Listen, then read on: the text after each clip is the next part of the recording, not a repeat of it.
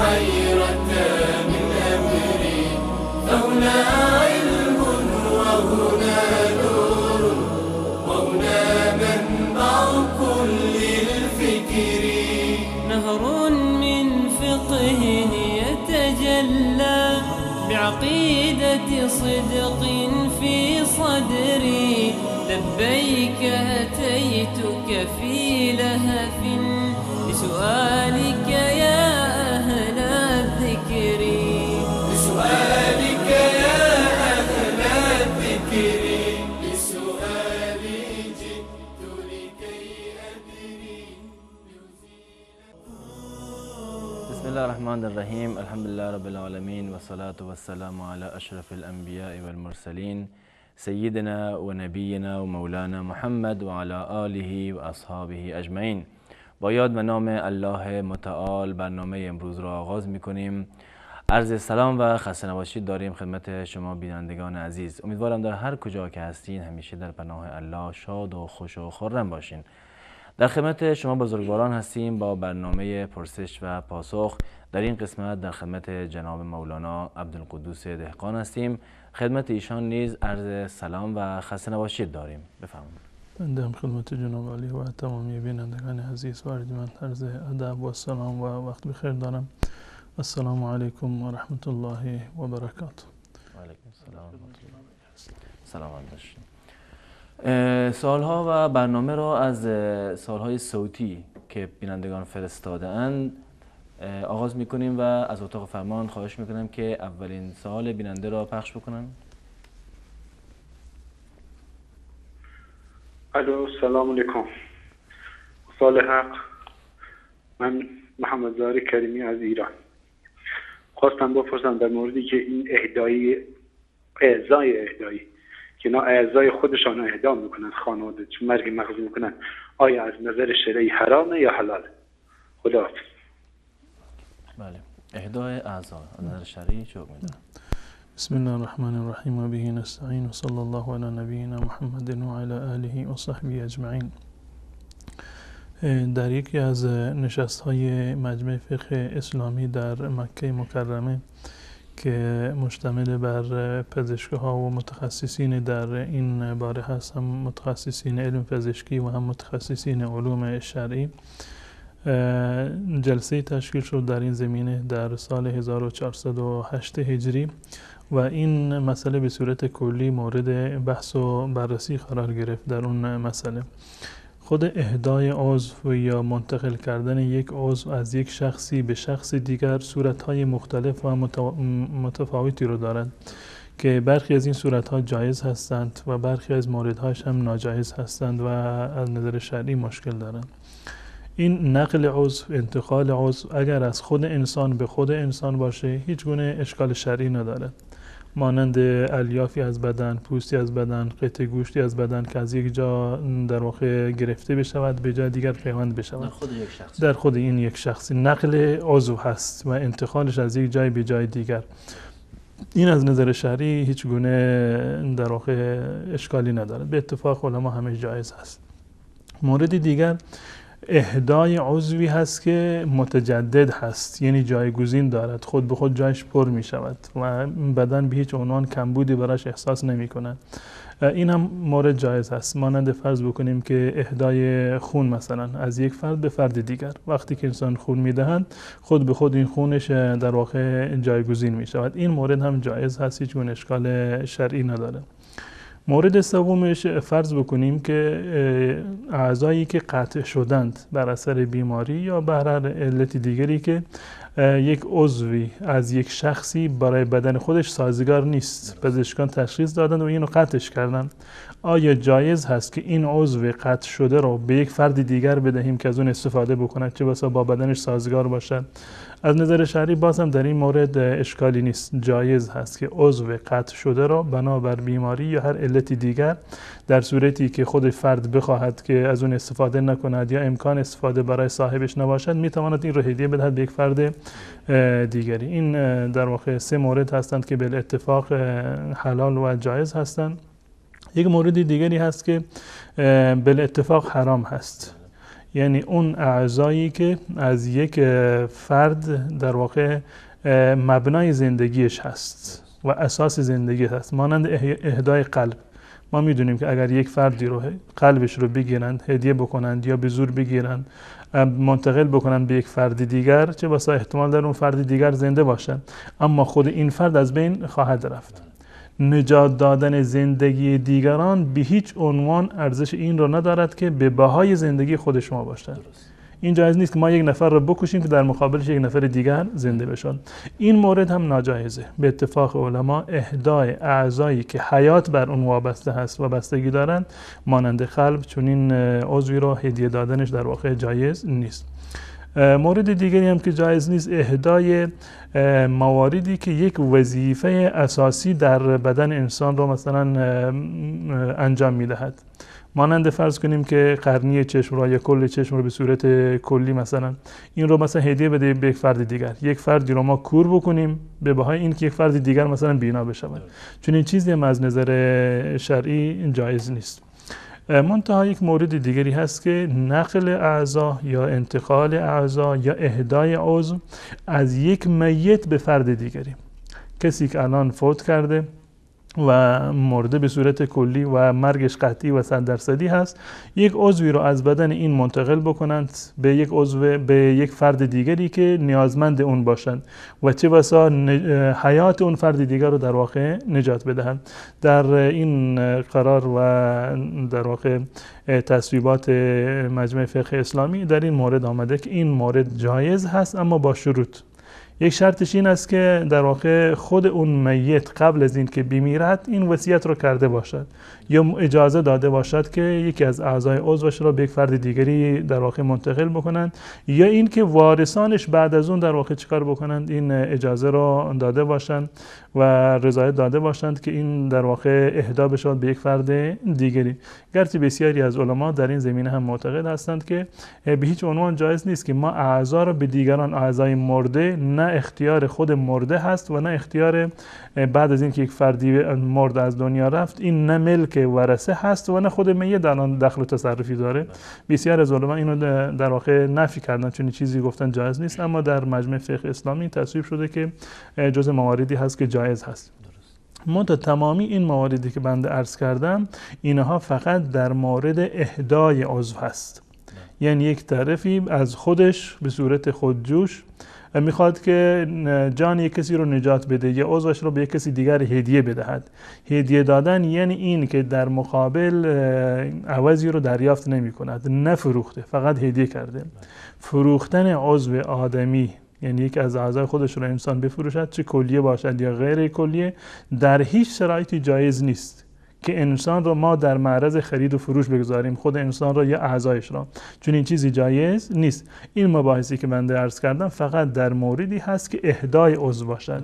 بیع و معامله عضو در هیچ شرایطی در واقع جایز نیست. منتها اگر کسی از طرف خودش یک احسانی کرد به یک فرد دیگر، کلیهش رو به مثلا هدیه داد به یک فرد دیگر، به یکی از دوست و عزیزانش، آشنایانش، اگر اون طرف از طرف خودش بدون اینکه توافق قبلی صورت گرفته باشد یک مبلغی رو بهش داد، یک هدیه رو بهش داد، هیچ گونه اشکال شرعی ندارد.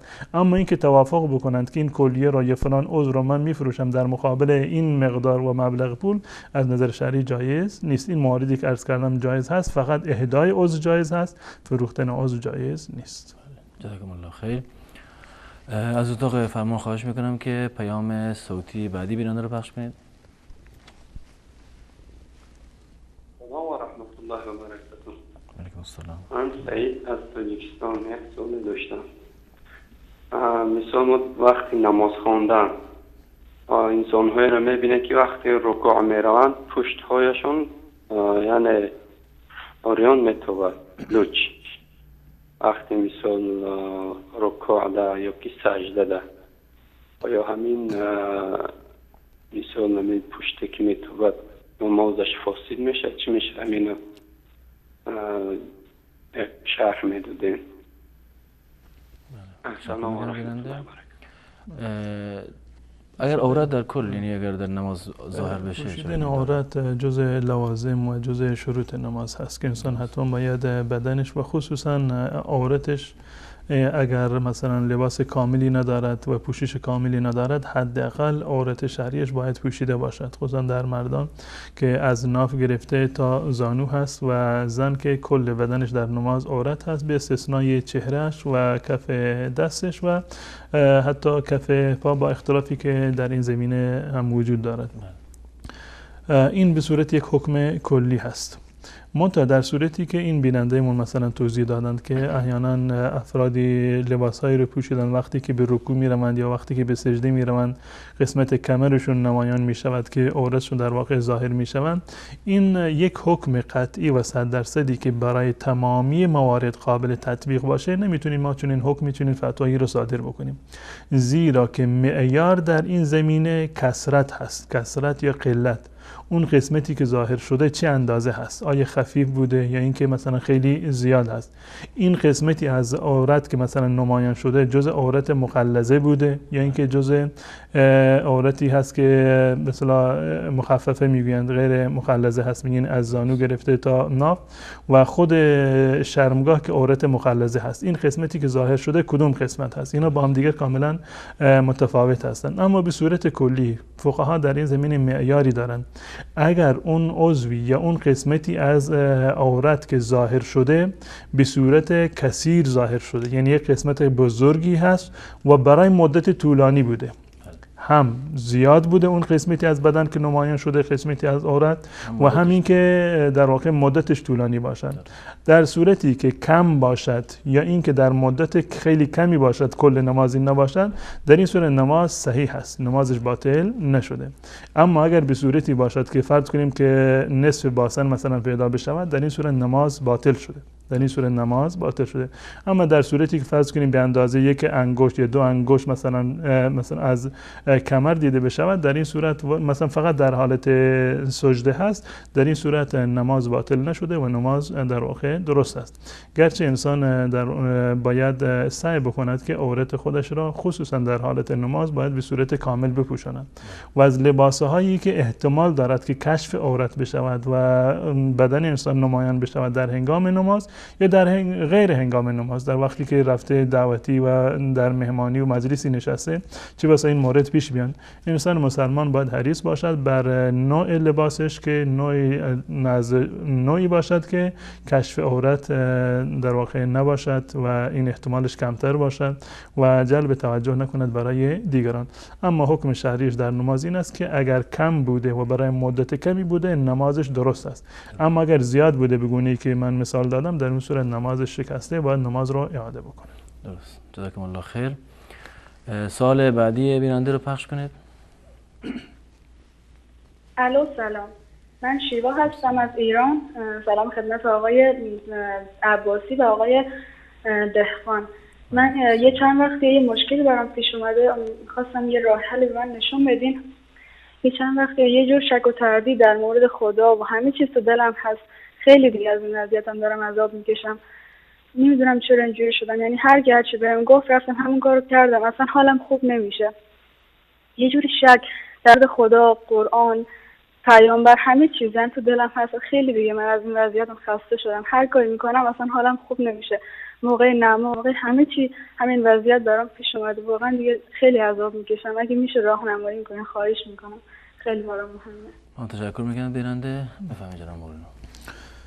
در مورد وسواس قهری، اولا من مژده بدم به این خواهر گرامیمون و تمامی کسانی که دچار چنین حالتی هستند، یعنی این که این سری وسواس‌هایی و شک و تردیدهایی در قلبشون ایجاد می شود و خودشون ناراحت هستند، آشفته هستند، از این وضعیت راضی نیستند. و این حرف من نیست، بلکه فرموده رسول الله صلی الله علیه و سلم هست که این نشانه ایمان خالص هست.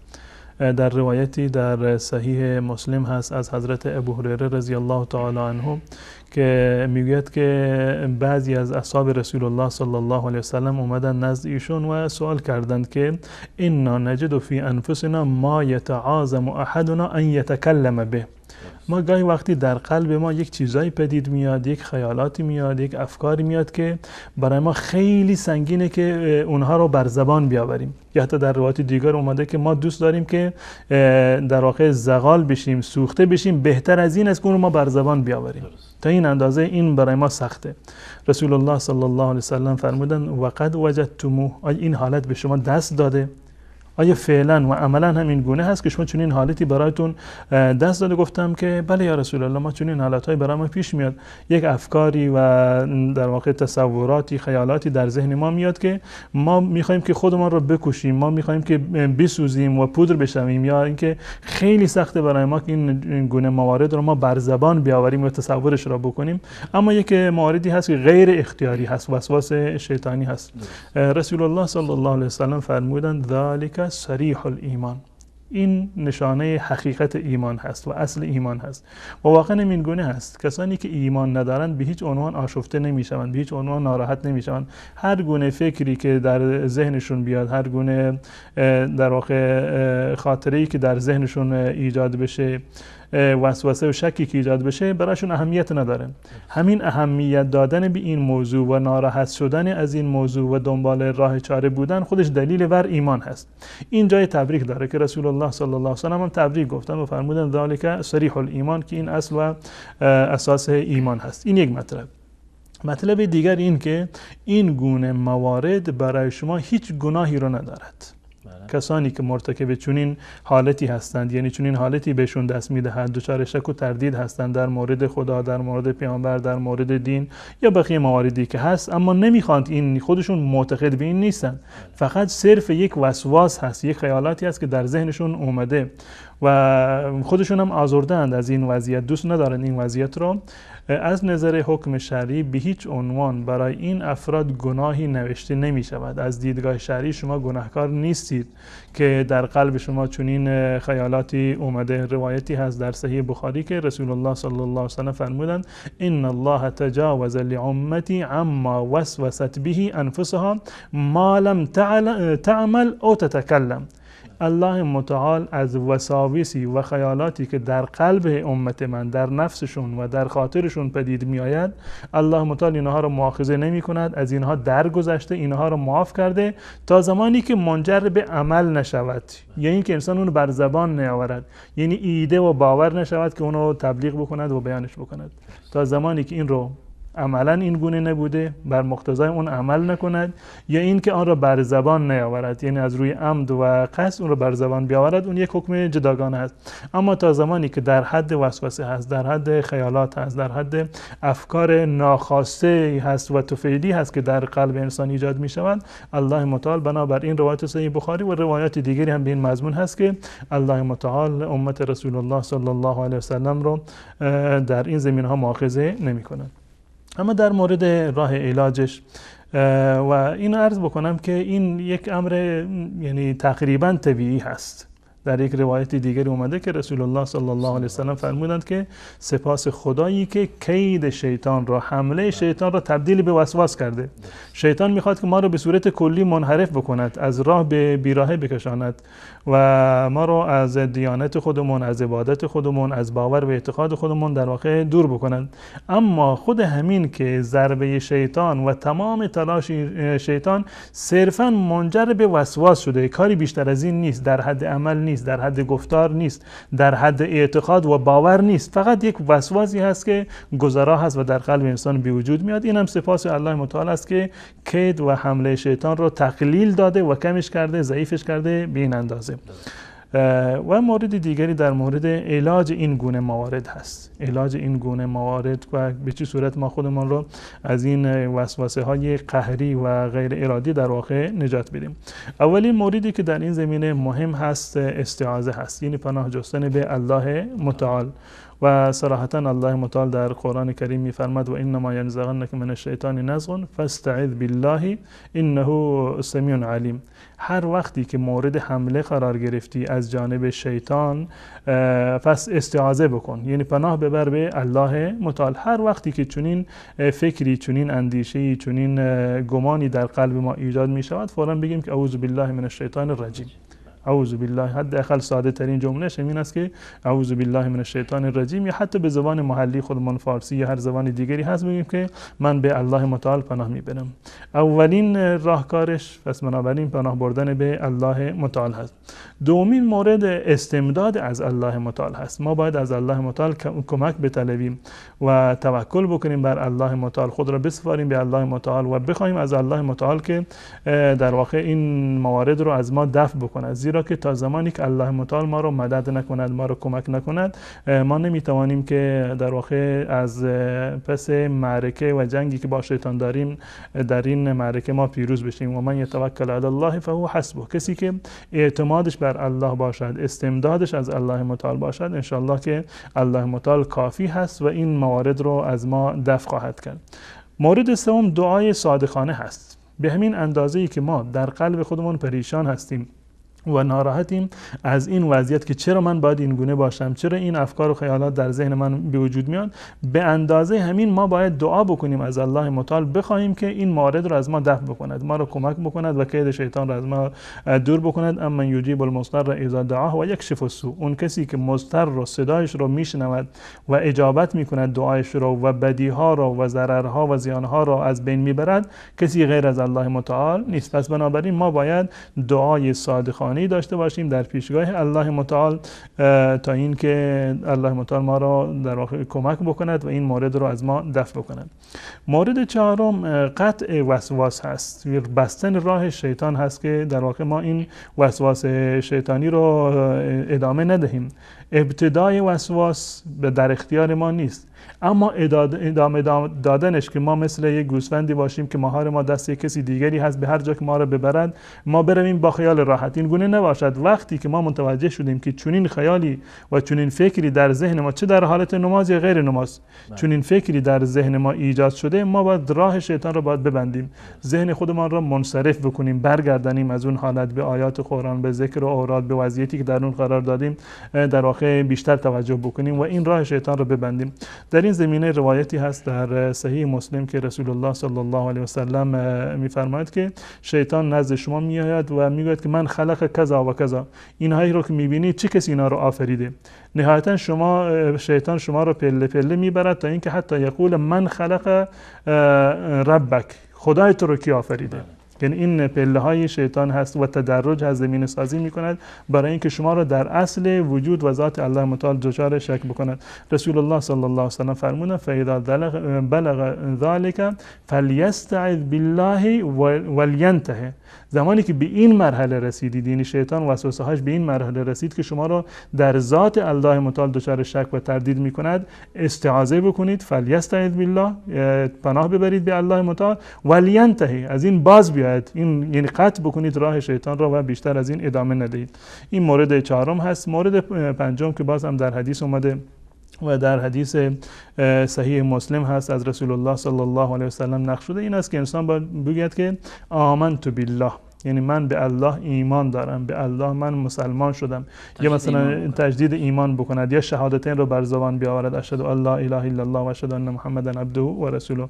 رسول الله صلی الله علیه و سلم یعنی حدیثی شبیه به همون حدیث قبلی هست که من درس کردم در صحیح مسلم، لا یزال الناس یتساءلون حتی یقال، میگه که مردم همیشه از همدیگر چه بسا این موارد رو سوال بکنن تا اینکه گفته بشه خلق الله الخلق، الله متعال مخلوقات را آفریده، فمن خلق الله، خود الله را که آفریده. رسول الله صلی الله علیه و سلم فرمودند فمن وجد من ذلك شیئا فلیقل آمنت بالله، اگر شما دچار چنین حالتی شدید بگید آمنت بالله. یعنی این جمله رو در واقع این علما میافتم متاسفانه. این مورد رو انسان باید بگه که آمنت بالله، یعنی تجدید رو ایمان بکنه. مورد سوم یعنی این که ما باید یقین داشته باشیم بر این که ما بر شیطان میتوانیم غالب بیاییم. ما مطمئن باشیم که ما در این جنگی که با شیطان داریم حتما میتوانیم که بر شیطان غالب بشیم و اعتماد و در واقع یقین 100% در این زمینه داشته باشیم. الله متعال میفرماید فقاتلوا اولیاء الشیطان، شما با اولیاء شیطان، با دار و دسته شیطان بجنگید. ان کید الشیطان کان ضعیفا، کید شیطان، ترفند شیطان، تله شیطان یک تله ضعیفی هست. شما به راحتی میتوانید که از پس اون بر بیایید با توجه به مواردی که قبلا عرض کردن، یعنی استمداد از الله متعال و طلب دعا از الله متعال و مواردی که رسول الله صلی الله علیه و سلم در این زمینه به ما یاد دادن. و همچنین در این زمینه ذکر و یاد الله متعال خیلی مفید هست. وقتی که انسان قلبش غافل از الله متعال باشه، برای شیطان مجالی پدید می آید که در قلب ما در واقع تخم بکند و ریشه بدواند. در قلبی که خالی از یاد الله متعال باشد قلب خرابی هست و جای شیطان و جنها در محله های خرابه هست. ما باید قلب خودمان را آباد بکنیم با ذکر الله متعال. الا بذکر الله تطمئن القلوب، که ذکر الله متعال با یعنی مایه حیات قلب ها است، مایه اطمینان و آرامش قلب ها است. و موارد دیگری هم در این زمینه وجود دارد، مانند مجالست با صلحا، با انسان هایی که نیکوکار هستند، انسان هایی که ایمانشون قوی هست، یقینشون قوی هست. ما باید با اینها بنشینیم و نشست و برخاست داشته باشیم، در دوستان خودمون یک تجدید نظری بکنیم. اونهایی که برای ما مانند شیطان و مانند جنها وسوسه می اندازن، از اونها ما باید پناه ببریم. از شر وسواس خناس من الجنة و الناس، اما از این که از جنها باشد یا از انسانها باشد، انسان باید همیشه به الله متعال پناه ببرد. و از دوستانی که مانند شیطان وسوسه گر هستند و انسان را دچار این گونه شک و تردید میکنند، انسان باید خود را دور بکند و در محیطی وارد بکند که تمام همنشینانش و دوستانش انسانهای صالح و نیکوکاری باشند که ما را به یاد الله متعال بیندازند. امیدوار هستم که الله متعال این بیننده عزیز رو و تمامی بینندگان و همه ما و شما رو از شر شیطان و گزند شیطان و وسوسه های شیطانی ان شاء الله حفاظت بفرماید. آمین. جزاکم الله خیر با این تفسیر دقیق و مفیدی که فرمودین. از اتاق فرمانم خواهش میکنم که شماره تماس بینندگان عزیز را زیرنویس بکنن تا بینندگان بتونن تماس بگیرن و پیام صوتی بعدی بیننده را پخش کنید. السلام علیکم و رحمت الله و برکاته. سلام و عرض ادب دارم خدمت تمام دستاندرکاران شبکه جهانی و صالح. یک سوال داشتم. ما داریم کار میکنیم، خب کارگریم، پیش کسایی کار میکنیم که دارن قاچاق شراب میکنن. بعد ما از همون غذایی که اونا از این پول میخرن میخوریم. آیا این غذایی که ما مصرف میکنیم و استفاده میکنیم آیا واسه ما حرام هست یا نه؟ خیلی ممنون. خداحافظ. تشکر میکنم از بیننده. بفرمایید.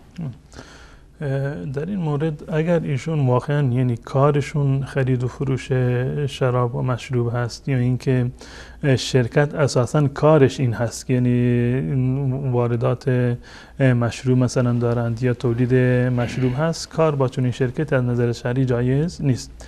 اگر واقعا تمام کار و فعالیت این شرکت این گونه هست و شما هم کارتون این است که مثلا مشروب وارد میکنید یا خرید و فروش میکنید، این از نظر شرعی برای شما حرام هست و نباید در چنین جایی شما کار بکنید. منتها اگر یک شرکتی هست، فرض کنیم که شرکتی هست برای لبنیات هست یا آب میوه هست یا موارد دیگری هست که اون مجوز رسمی و قانونیش این هست، اما چه بسا که در پشت پرده مثلا کارهای خلافی رو هم انجام بدن، مانند فرض کنیم وارد کردن مشروب، و خود این افراد دخالت مستقیمی در تولید مشروب یا در پخش کردن مشروب ندارن. از نظر شرعی براشون جایز هست. اون فردی که به اصطلاح مشروب وارد میکند، اون شرکتی که این کار رو انجام میده، شما کار دیگری رو برای این شرکت انجام میدید، خودتون مشروب وارد نمیکنید، حمل و نقل نمیکنید این مورد رو. اگر به شما حقوقی دادند یا اینکه غذایی رو به شما دادند، از نظر شرعی برای شما حرام نیست و جایز هست. اما اگر در صورتی که این غذایی که به شما میدهند یا این پولی که به شما میدهند در مقابل خرید و فروش شراب هست، یعنی شراب رو دادن به شما، شما در بازار میفروشید و این پول دوباره عاید شما میشه، این پول برای شما حرام هست و جایز نیست. اما اگر شرکت خودش مخفیانه یک سری تجارت‌های نامشروع و غیر قانونی رو دارد و شما یک کار مشروعی رو دارید انجام میدید برای این شرکت، اون حقوقی که میگیرید و اون غذایی که به شما میدهند از نظر شرعی حلال هست و از این مرحله که بگذاریم برای مسلمان اولاتر و بهتر هست که شک و تردید رو در این زمینه رها بکند. دع ما یریبک الی ما لا یریبک. در جایی که غذایت مشکوک هست یا حقوقت مشکوک هست یا کارت مشکوک هست، انسان باید چنین کاری رو رها بکند به یک جایی که اطمینان خاطر دارد و مطمئن هست که هیچ گونه اشکال شرعی ندارد، باید اونجا برود مشغول کار بشود. اما از نظر حکم شرعی عرض کردم اگر خودشون مستقیما در خرید و فروش شراب دخل و تصرفی رو ندارند، حقوقی که میگیرند یا غذایی که از جانب شرکت به اونها داده میشود از نظر شرعی برایشون حلال هست و میتوانند از آن استفاده بکنند. بله، جزاکم الله خیر. تماس بینندگان وصله و از بینندگان خواهش میکنم که کسانی که تماس میگیرند صدای تلویزیون رو ببندن و بعد تماس بگیرن. اولین بیننده رو وصل کنید. سلام علیکم، بفرمایید. سلام علیکم. و علیکم السلام و رحمت الله، بفرمایید. سلام دارم، سلام ویژه خدمت مولانا دهقان. و علیکم السلام و رحمت الله. در خدمت شما هستیم. حالتون خوب ان شاء الله مولانا؟ الحمدلله. بارک الله فیکم. مولانا یه سوال داشتم خدمت به شما، این که ما پشت امام مقتدی باید قرائت هم بخونیم یا نه؟ نماز جهری یا سری هر دو تا لطفاً توضیح بدید. بسیار. سوال دیگه هم دارین؟ بله، که مسافرت خواندن سنت ها اشکال نداره، مثلا بعضی میگن سنت ها نخونید، عدت ما باید بخونیم یا نه؟ یعنی سنت در خونه؟ به چه صورت؟ دوباره سوال مطرح کنید. سنت نه، سنت در مسافرت باشید. در مسافرت. خیلی ممنون. سلامت باشین. بیننده بعدی رو بس کنید. سلام علیکم، بفرمایید. سلام علیکم. و علیکم السلام و رحمت الله، در خدمت شما هستیم. یک سوال داشتم، البته دو تا سوال داشت. سوال اولتون؟ درباره این که برادر که از پیش آدم جدا باشه، یکی هم عمو آدم اگه صدقه دینا بده مثلا صدقه حساب میشه یا نه؟ این که باید حق داره باید بهشون بدی از مال خود آدم. درست. سوال بعدی؟ بعد سوال بعدی در مورد این مرغا که مثلا از شرکت ها چیز میشه، میاره تو افغانستان که عاملی فتوا داد که این مرغایی که داخل شرکت ها جبه میشه اینا جبه. بخشید یکی صدا رو بلندتر بکنید، صدا یکی واضح نیست. دوباره سوال مطرح کنید. صدا میاد؟ بله. گفتم درباره این مرغا، بله، که این مرغایی که از خارج میاد بعدشون فتوا دادن که گفتن این مرغا از طرف شریک جبه نمیشه. درست. بعد تو فکر کردن اینا چجوریه؟ الله گفتن جایز نیست یا جایز نیست. بله، سوال واضحه. این گفتن که داخل آبودی با گوشت مرغ همون چیز خصوصیتش قاطی میشه. درست. تشکر میکنم از شما. خیلی ممنون. سلامت باشین. سلام علیکم، بفرمایید. السلام علیکم و رحمت الله و برکاته. و علیکم السلام و رحمت الله و برکاته. در خدمت شما هستیم. استاد بزرگوار از تاجیکستان هستم. بفرمایید. برادر عزیز از تاجیکستان. در مورد صلات تسبیح. صلات تسبیح. بله، صلات تسبیح روشنی میانداخته و سنت است، واجب است. هر ماه یا که در هر شب چه خواندن همین در همین روشنی میانداختین اولش. بله. سوال بعدی؟ سوال دویم هم استاد. بفرمایید. بعضی انسان ها از تاجیکستان با سوریه میرن جهاد گفته، او همین جهاد یا درست است؟ او همین چه کار میکنن؟ با سوریه. بله با سوریه میرن بعضی اما علمای تاجیکستان میگویند که شهید نمیشوند. القاتل والمقتول هو فی النار، همین حدیث میگن که جهاد نیست. بله. خلاصه در این باره از گرفتن درست است یا که سوال بعدی؟ سوال دیگه هم دارین؟ یک سوال دیگه هم دارم. بفرمایید. آیا انسانی که نکاح دارد، مثلا در زن دارد یا که زنی که شوهر دارد، بله، مثلا مرد شراب می نوشد، میگه که ننوش. از روی جهل میگه که هیچ باکی ندارد، حرام نیست شراب. بله و همین نکاح همین بریده می شود. بله. خلاصه من با زبان نگوید که من زن خود را مثلا طلاق کردم، با یگان واسطه عملهای کفر یا که زبانهای کفر گفتن طلاق نرسد. بله. سال واضح است. انشاءالله پاسخ دریافت می‌کنم. خدا شما در حفظ خدا میگم. السلام و رحمت الله و برکاته. علیکم السلام. بیننده بعدی رو بس کنید. سلام علیکم، بفرمایید. بیننده گرامی از تلفن با ما صحبت کنید. و علیکم السلام و رحمت الله و برکاته. در خدمت شما هستیم. وصال حق. وصال حق و سوال شرعیتون رو بفرمایید. اول السلام علیکم و رحمت الله و برکاته به شما. و علیکم السلام و رحمت الله و برکاته.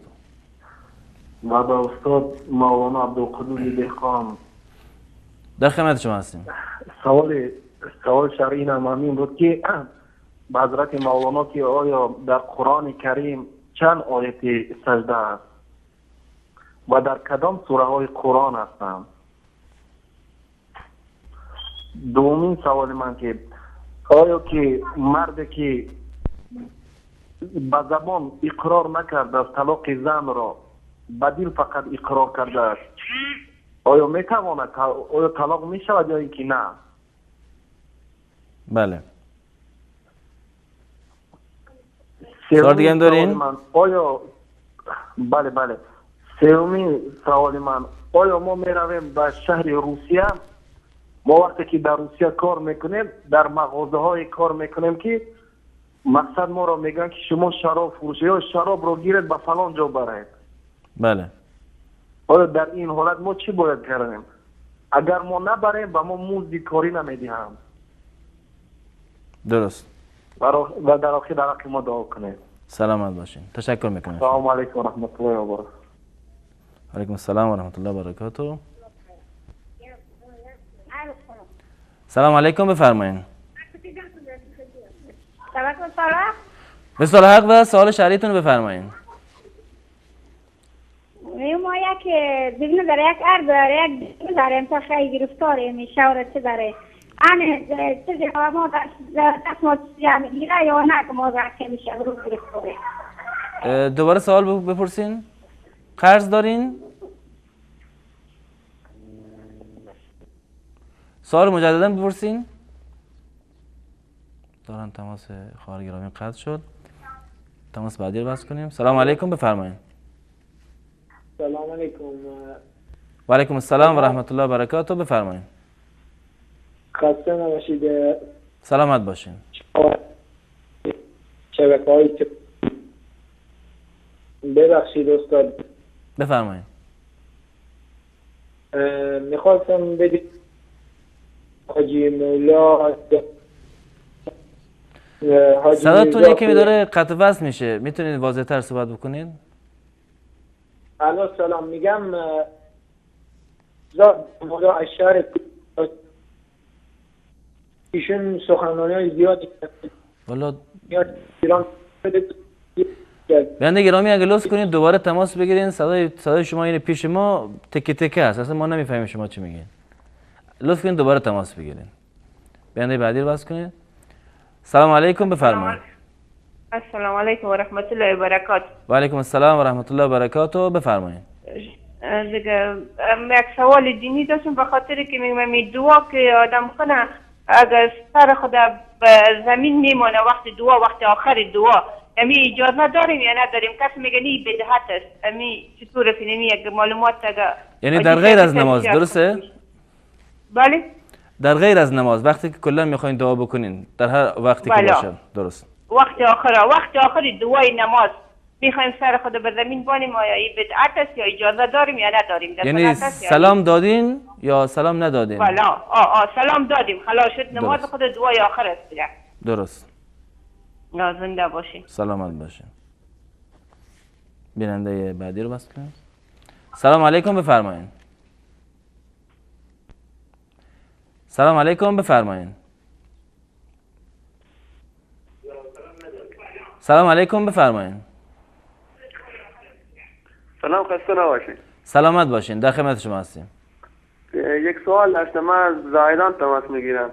بفرمایید. این علما اینجا به ما میگن، بعضیاشون البته همه نه، بعضیا میگن که مثلا حرفای که در شبکه‌های مثلا مثل بساط گفته میشه مثلا نگیرد، مثلا نپذیرید اون حرفا رو که علما میگن، به خاطر که مثلا مذاهب اونا فرق میکنه به مذاهب کشور ما. این جریانش چجوریه؟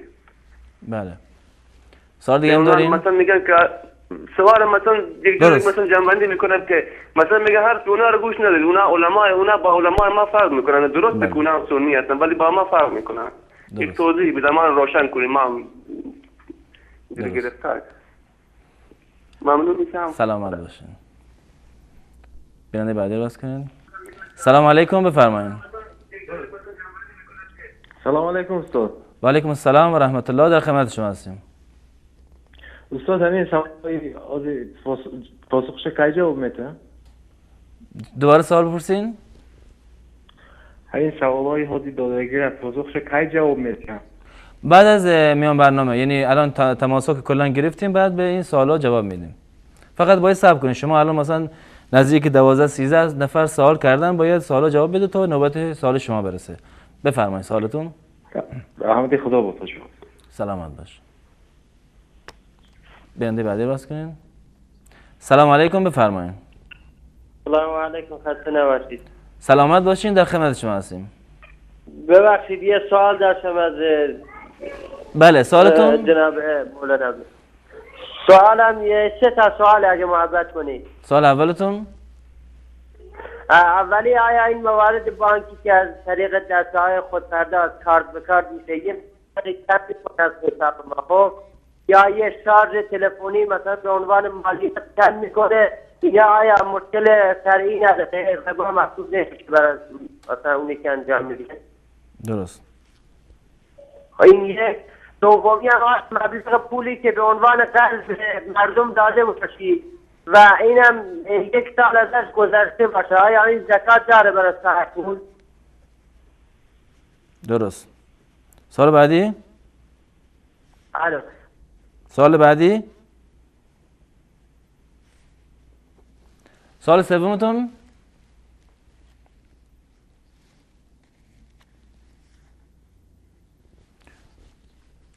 بیننده‌ای که صداشون قطع شده بود دوباره تماس بگرفتن. بفرمایید بیننده گرامی. سلام علیکم، خسته نباشید. و علیکم السلام، بفرمایید، در خدمت شما هستیم. ببخشید استاد، می‌خواستم سوال داشتم. بفرمایید. این حاجی میرزا دامالا از شهر کولاب تاجیکستان، بله، ایشون سخنرانی زیادی داشتن، ایران هم پخش شده بود. اسمشون بعد خیلی اسمشون متوجه شد؟ حاجی میرزا. حاجی میرزا شهر کولاب. بله. حاجی میرزا از شهر کولاب. شهر کولاب تاجیکستان. از شهر گلاب. سخنرانی ایشون پخش شده بود، خیلی دوست داشتیم بریم ببینیمشون. بعد تو اینترنت که جستجو کردیم گفتن که ایشون ترور کردن. بله، متوجه نمیدونم کی هستن ظاهرا. این در این زمینه اطلاعی نداریم، نمیدونم، باید تحقیق بکنیم. تشکر میکنم از شما بیننده گرامی. در کل سلام علیکم، بفرمایید. سلام علیکم، بفرمایید. تماس بعدی رو باز کنید. سلام علیکم، بفرمایید. سلام علیکم. و علیکم السلام و رحمت الله، بفرمایید. خسته نباشین. سلامت میلاد باشین. حضرت رسول اکرم بر شما مبارک باشه انشالله. سلامت باش. ببخشید پسرم. بفرمایید. من با پسرم مشکل دارم سر شبکه شما. میخواستم ببینم اینو باید چه کار کنم. بچه هم بودی که از 7 سالگی یعنی ضعف میکرده، سخت میشد، زرد میشد، کوزه‌شو میگرفت، نمازشو، یعنی یه سر روی عبادته، یه سر با خداست. اما با این شبکه که من نگاه میکنم و مثلا همه چیزا رو یادداشت میکنم، با من مخالفه. منم نفرینش کردم، گفتم دیگه خونه من نیا. 2 تا هم بچه داره، مهندس، خونه زندگی جداست. من باید با این چه کار کنم؟ درست. سوال دیگه دارین؟ خیلی ممنون. خدا پشت پناهتون باشه. من از ایران زنگ میزنم، گلستان هستم. قبلا هم با پسرم آقای انصاری صحبت زیاد کردم. انشالله که شما همیشه خدا پشت پناهتون باشه. منم دعا کنید. محتاج دعا هستم. خدا نگهدارتون باشه. خدا حافظ. خدا نگهدار شما. پرنده بعدی. سلام علیکم، بفرمایید. سلام علیکم، بفرمایید.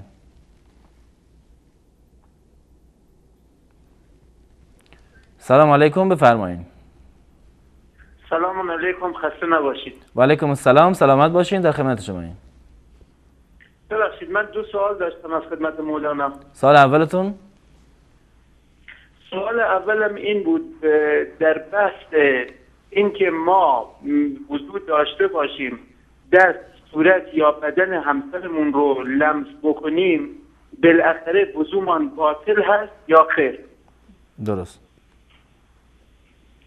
بعد سوال دوم هم این بود، میخواستم بپرسم مواقع استجابت دعا چه مواقعیه؟ اگه استاد لطف کنن توضیح بدن متشکر میشم. سلامت باش. انشالله که جواب دریافت میکنین. خدا نگهدارش. سلامت باش. خدایا نگهدار شما. ما 18 تا سوال گرفتیم، بریم کافی یا ادامه بدیم؟ سلام علیکم، بفرمایید. راست میگین هفته باید زیاد بگیرندگان وقت بدید. سلام علیکم، بفرمایید. السلام علیکم و رحمت الله و برکاته. و علیکم السلام و رحمت الله و برکاته. بفرمایید. سوال شهریتون؟ برادر من یک سوال دارم. بفرمایید. برای از خاطری که از زنا دور شدن، یعنی به خاطری که زنا نکردن با دست، یعنی که با دست منی برآوردن جایز است یا نه؟ درست. سوال دیگه هم دارین؟ سوالم فهمون برادر؟ بله، سوال مفهومه. با یک سوال همین که زن رو بین 2 پشت، مثلا چه فهمونم، بین 2 پایش وای کردن اجازه است؟ با قفانه با پیش نه، بلکه با 2 پایش.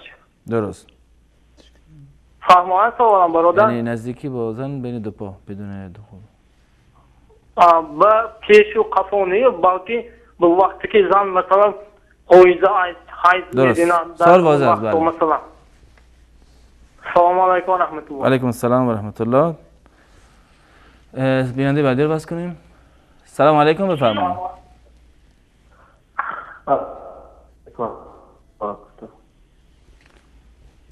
سلام علیکم، بفرمایید. من اندکی پیش با شما تماس گرفته بودم، یک سوال دیگه هم میخواهم به استاد مولانا عبدالقدوس دهقان بدهم. پیامبر صلی الله علیه و سلم را با حضرت خدیجه مادرمان و عایشه صدیقه رضی الله تعالی عنها کی نکاح کرد به آنها؟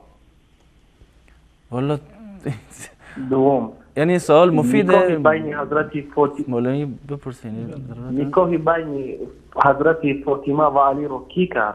درست. تشکر میکنم از شما. سلام علیکم، بفرمایید.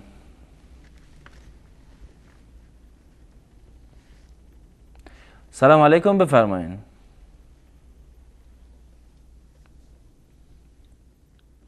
سلام علیکم، بفرمایید. سلام علیکم، خسته نباشید. سلامت باشین، بفرمایید.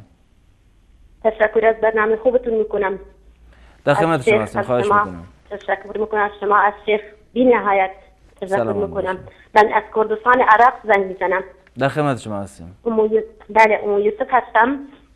استاد من یک ماشین خریدم. آره. بله. میخوام حیوان سر ببرم فردا انشاءالله به امید خدا. آیا درست هست که گوشت وقتی تقسیم کنم خودم بخورم یا نه؟ یعنی حیوان به خاطر اینکه ماشین خریدین میخواین حیوان سر برین؟ بله بله. برای خدا، برای خدا. درست. برای خدا. درست.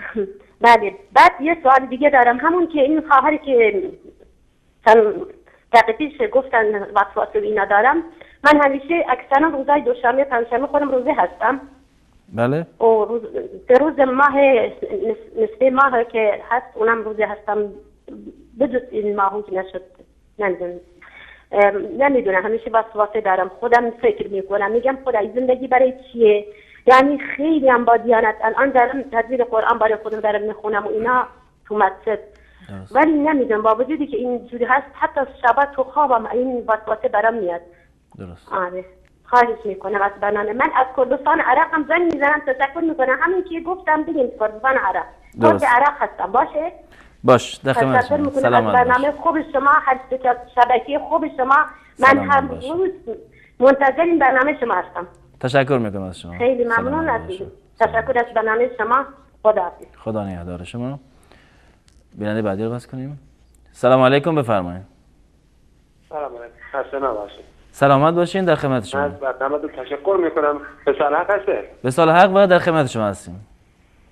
تشکر میکنم از برنامه. فقط یه تشکر میکنم از شما، اسمش نامش از کدام کشور از کدام استان خواهش میکنم ازشون بپرسید شما. من از گلت خواهش میکنم. والا باید این کار بکنیم، ولی که این وقت میگم شاید کم باشه این کار انجام نمیدیم، یعنی تقصیر از ماست. خواهش میکنم بپرسید. هر دفعه این بعد بیرا بگن از کجا بشناسید اینا را. خواهش میکنم ازتان. اگر نپرسیدی ازتان گلت دارم. یعنی کسانی هم که تماس میگیرن و مزاحم میشن بیشترشون برای ما شناخته شده هستن، یعنی اونها رو میشناسیم که چه کسانی هستن. بازم تشکر میکنیم از شما بیننده گرامی بابت این صحبتاتون. تشکر میکنم. سلام علیکم. خیلی ممنون برنامه. تشکر. خیلی خوب برنامه است. من از گلستان از کلاله هستم. کلاله. سلامت باشین. تشکر میکنم از شما. بیننده بعدی رو باز کنید. سلام علیکم، بفرمایید. سلام علیکم استاد محترم. علیکم السلام و رحمت الله، بفرمایید. دو سوال داشتم استاد محترم، که سوال اول راجع به اسم فرزند محمد است که نام پسر خود محمد ماندیم و دوستان اقارب ما میگن که باید در پهلوی اسم از یک اسم دیگر هم علاوه کنین، چون ممکن است که بعضی ها به اسم محمد دو دشنام چیزی بتن و ما گناهکار میشیم. درست. و سوال دوم استاد محترم که زن میتونه در خانه بدون روسری هم باشه، یعنی بدون چادر، در حالی که نامحرم کس در خانه نباشه، فقط شوهرش و فرزندانش باشه. جهان تشکر میکنم از برنامه خوبتان. سلامت باشید. شما تشکر. سلام علیکم و رحمت الله. سلام و رحمت الله و برکاته. مولانا 25 تا رفتیم، 26 تا دیگه آخرش باشه. تا آخر دیگه بگیریم که تا آخر برنامه نمیتونیم دوباره بگیریم. باش. الو. سلام علیکم، بفرمایید. سلام، خسته نباشید. سلامت باشین. من در مورد حاجی میرزا از شهر فولاد تاجیکستان داشتم. این برادرانی که از تاجیکستان با شما تماس میگیرن اگه لطف کنید. یعنی ما در مورد این شخص گفتیم، یعنی گرامی در مورد این شخص ما اطلاعی نداریم و خب نگاه میکنیم اگر چیزی بود. و برنامه اینجا برنامه پرسش و پاسخ قضیه سوال شرعیه. یعنی الان شما تقریبا دارین وقت بیننده دیگه رو میگیرین و تشکر میکنیم دیگه. یعنی ما در این زمینه گفتیم اطلاعی نداریم، یعنی چجوری با شما صحبت بکنیم. بیننده بعدی رو باز کنیم. سلام علیکم، بفرمایید. سلام. علیکم السلام و رحمت الله، در خدمت شما هستیم. بفرمایید. سوال شهریتون؟ استاد می‌خواستم بپرسم که میگن انسان وقتی که وجهان خدا درست صداتون پایینه، یکی بلندتر سوال کنید. این که میگن انسان خلیفه و جانشین خدا در روی زمین هست، درسته یا نه؟ بله. سوال دیگه هم دارین؟ ممنون، قربان شما، خدا. سلامت باشین. بیننده بعدی رو باز کنید. سلام علیکم، بفرمایید. الو سلام. و علیکم السلام و رحمت الله، بفرمایید. میگم ما هرچی زنگ میزنم چرا جواب نمیدی شماها؟ خطا شلوغه و بالاخره ببخشین. الان نوبت شد و سوال شرعیتون بفرمایید. خب من یه سوالی دارم. از مردم شنیده بودم که شنیدم که میگن آدم وقتی شکم مادرش میشه، مثلا 4 ماه نفسش که میاد، خدا حشمتش و نصیبش و همش واسش مینویسه. درسته یا نه؟ بله. همه چی دست خداست یا نه قسمت دست خود آدم هر جا بخواد دلش بخواد ازدواج میتونه بکنه یا هر طور زندگیشو میخواد ادامه بده. درست. سوال دیگه هم دارین؟ خب زنده آره میگم یه سوالی هم دارم خصوصیه، میشه صدامو پخش نکنی؟ اینو باید بعد از برنامه تماس بگیرین، یعنی الان برنامه که تموم شد بعد تماس بگیرین و خصوصی صحبت کنین. باشه ولی جوابمو حتما بدیم. من میخوام بدونم آیا قسمت دست خداست یا نه دست خودمونه. انشالله پاسخ دریافت میکنم.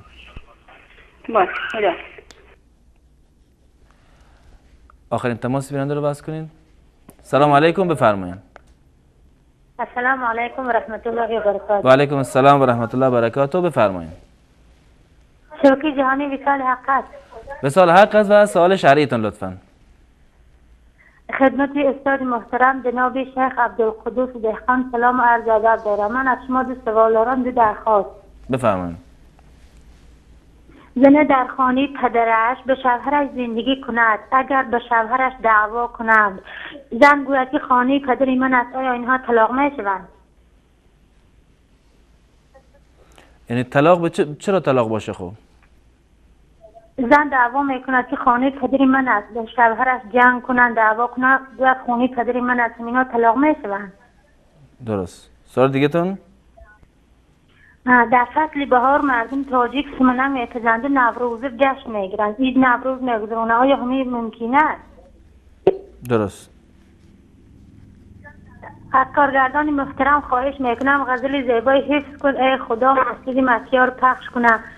بعد غزل زیبای سرود زیبای وصال هر دو التماس به ترجمه تاجیکی پخش کنه خواهد. بله. یعنی مسجد مکی‌ها اگر کارگردان عزیز اگر مسجد مکی‌ها الان آماده هست همین میان برنامه انشالله همین رو پخش کنید دیگه با درخواست این خواهر که درخواست کرد. جزاکم الله خیر. با استاد محترم یک دقیقه صحبت کنم. بله. بفرمایید اگر حرف خصوصی دارین بعد از برنامه تماس بگیرید لطفاً. نه حاضرم یک دقیقه صحبت کنم. بفرمایید در خدمت شما هست. السلام علیکم و رحمت الله و برکاته. و علیکم السلام و رحمت الله و برکاته. الله متعال شما رو در زندگیتون موفق بگرداند و سعادت دنیا و آخرت رو نصیب شما بگرداند و زندگی زناشویی و مشترک شما رو انشاءالله سعادتمندانه بگرداند. بفرمایید. آمین. آمین. هزار رحمت استاد. ما 7 نفر دختر طالب علم هم در حق ما دعای خیر کنید. شما فخر تاجیکستان ما علم خداوند سایه شما را از سر ما کم نکند. انشالله حتما. تشکر میکنم از شما. السلام علیکم و رحمت الله. و علیکم السلام و رحمت الله و برکاته. و اگر سرود مسجد مکی هم آماده هست به درخواست این خواهر انشالله پخش کنید. در اینجا بینندگان عزیز با هم یک میان برنامه میبینیم، دوباره باز خواهیم گشت، در خدمت شما ایزان خواهیم بود. مسجد مکیان گوهر اختران ای امید همه افتخار زمان. مسجد مکیان گوهر اختران ای امید همه افتخار زمان. جاودان باد و در راه دین خدا از وجود تو عالم شده شادمان. حفظ کن ای خدا مسجد مکیا، حفظ کن ای خدا مسجد مکیا. پر ز شور و صفا، پر ز نور و ضیا. مرحبا مرحبا مرحبا مرحبا مرحبا مرحبا مرحبا مرحبا. جای ذکر و مناجات و ورد و دعا، جای اشک و عبادت نماز و صفا. جای ذکر و مناجات و ورد و دعا، جای اشک و عبادت نماز و صفا. جای شور و مباحات و نور و سرور، جای تسبیح و تعظیم و یاد خدا. مرحبا مرحبا مرحبا مرحبا مرحبا مرحبا مرحبا مرحبا. حفظ کن ای خدا مسجد مکیا، حفظ کن ای خدا مسجد مکیا، پرز شور و صفا پرز نور و ضیا. مرکز وحدت و معدن رحمت است، نور چشم همه مایه عزت است. مرکز وحدت و معدن رحمت است، نور چشم همه مایه عزت است. منظر با شکوهش صفای درون، خطبه جمعه ها مظهر شوکت است. مرحبا مرحبا مرحبا مرحبا مرحبا مرحبا مرحبا مرحبا، حفظ کن ای خدا مسجد مکیا، حفظ کن ای خدا مسجد مکیا، پرز شور و صفا پرز نور و ضیا. حوزه علم و عرفان دارالعلوم، همچو ماه تمام در سماع نجوم. حوزه علم و عرفان دارالعلوم، همچو ماه تمام در سماع نجوم. تا ابد زنده بادا در ایران ما، جاری از هر دیار بحر فیض علوم.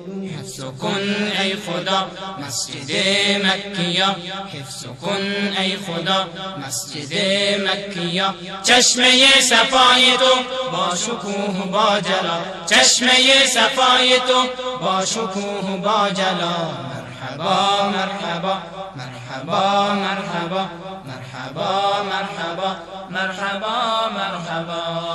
یادی از مرد نستوه و زاهد بکن، مرد علم و عمل مرد ایمان بکن. یادی از مرد نستوه و زاهد بکن، مرد علم و عمل مرد ایمان بکن. روح عبدالعزیز شاد و خندان و باد، ای خدا تربتش نور و باران بکن. حفظ کن ای خدا مسجد مکیا، حفظ کن ای خدا مسجد مکیا، پرز شور و صفا پرز نور و ضیا. بعد از آن ماه تابان و شمس ضحی، شیخ الاسلام محبوب و شمع هدا. از آن ماه تابان و شمس ضحی، شیخ الاسلام محبوب و شمع هدا.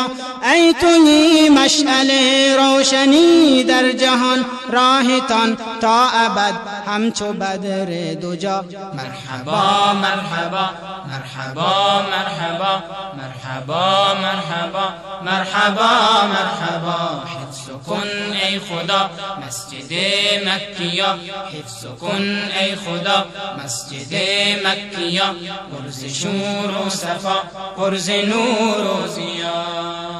راه عز و شرف نقش بنیاد ماست، عدل و آزادگی سوز و سودای ماست.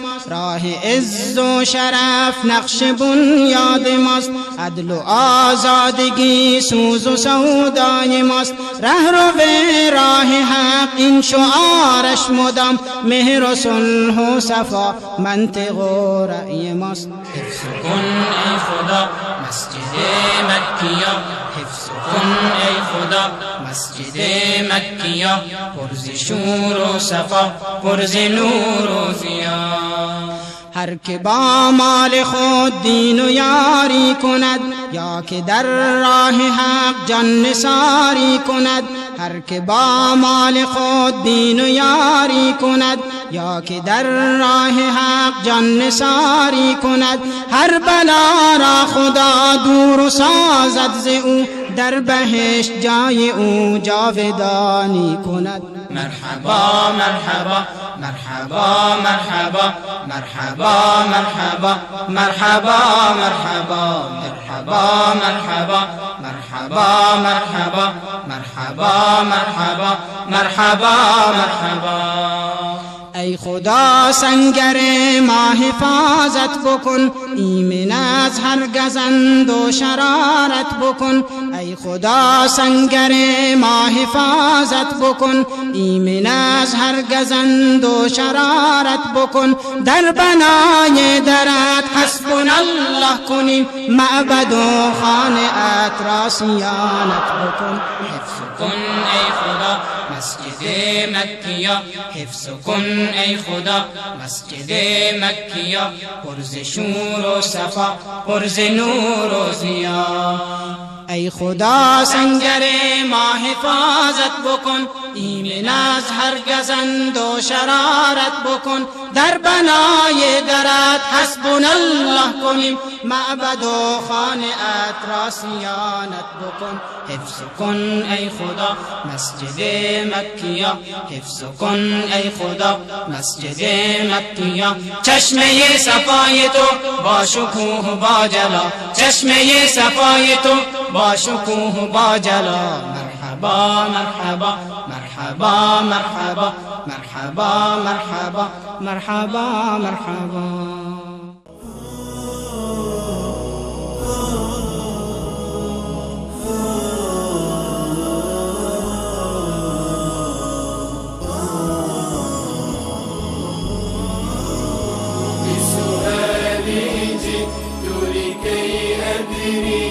لأزيل الحيرة من أمري، فهنا علم وهنا نور وهنا منبع كل الفكر.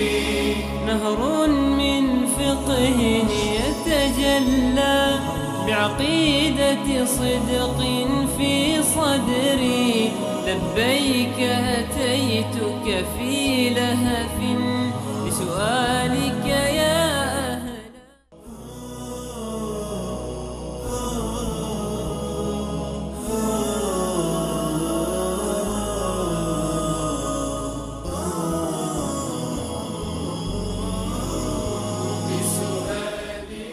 عرض سلام و خسته نباشید مجدد دارم خدمت بینندگان عزیز.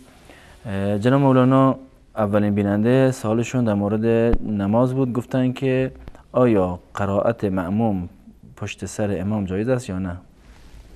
بفرمایید. بسم الله الرحمن الرحیم. در مورد نماز رسول الله صلی الله علیه و سلم ما این نقطه رو میدونیم که رسول گرامی اسلام صلی الله علیه و سلم فرمودند صلوا کما رأیتمونی اصلی. یک دستور اکید هست از جانب رسول الله صلی الله علیه و سلم که کیفیت نماز ما باید مانند کیفیت و وضعیت نماز رسول الله صلی الله علیه و سلم باشد و نماز را رسول الله صلی الله علیه و سلم روزانه 5 مرتبه با جماعت در مسجد با اهتمام و با در واقع با بالاترین کیفیت در مسجد ادا می‌کردند و اصحاب رسول الله صلی الله علیه و سلم می‌دیدند و کیفیت نماز رسول الله صلی الله علیه و سلم دقیقاً تمام جزئیاتش برای ما در روایاتی از رسول الله صلی الله علیه و سلم نقل شده.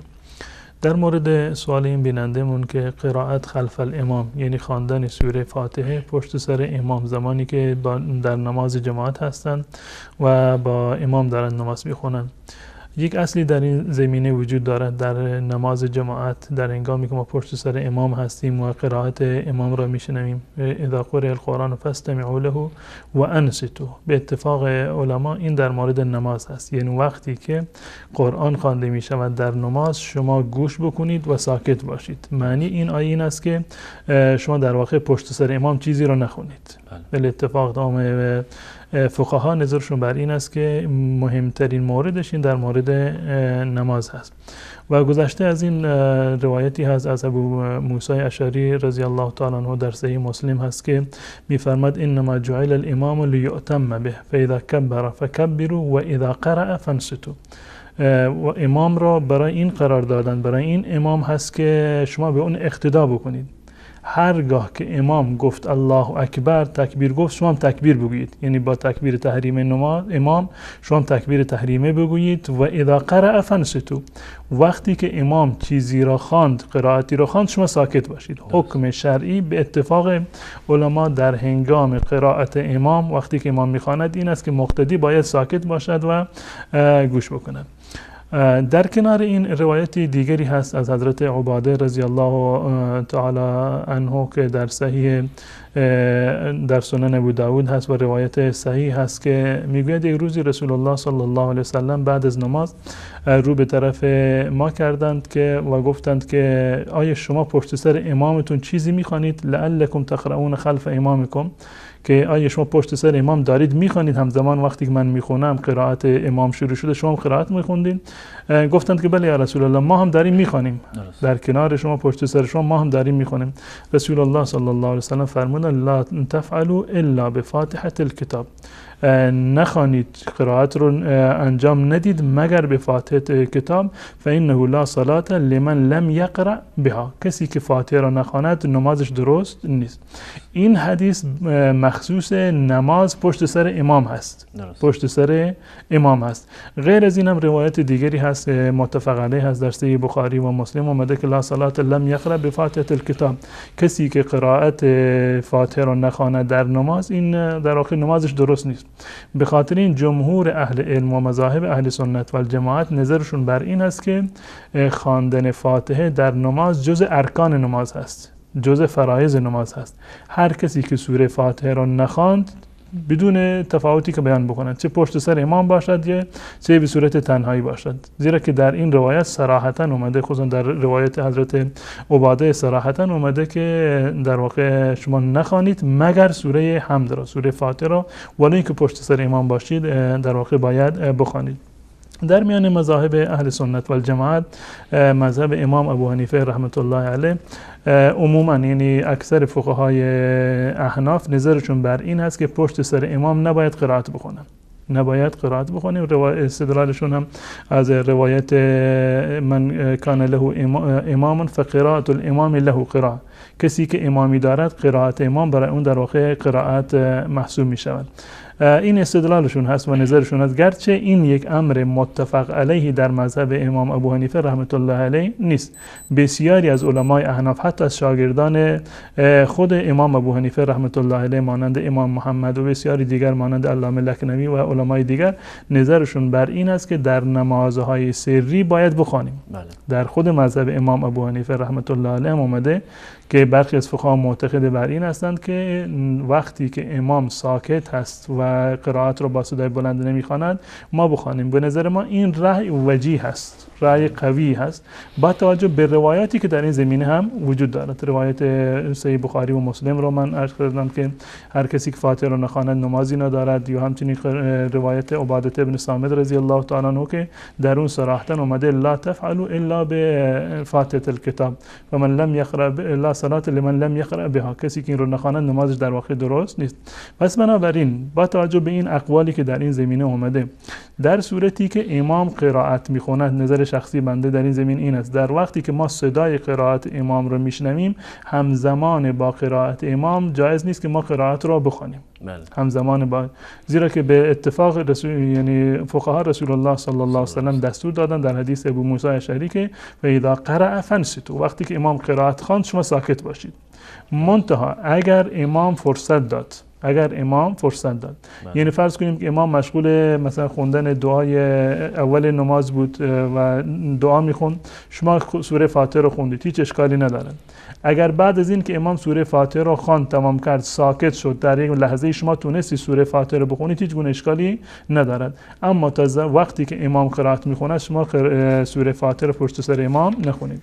و وقتی که شما صدای قرائت امام رو نمیشنوید، چه در زمانی که این نماز جهری هست یا سری، شما قرائت امام رو نمیشنوید ولو در نمازی که جهری هست، یا در وقتی که نماز سری هست امام آهسته میخونه شما قرائت امام رو نمیشنوید، بنابراین روایتی که من عرض کردم بهتر و اولاتر هست که شما سوره فاتحه را بخوانید و این هیچ گونه تضادی با مذهب امام ابو حنیفه رحمت الله علیه ندارد، بلکه گذشته از این تعدادی از ائمه احناف مانند امام محمد رحمت الله علیه نظرش بر این است که در نماز سری پشت سر امام باید سوره فاتحه خوانده بشود.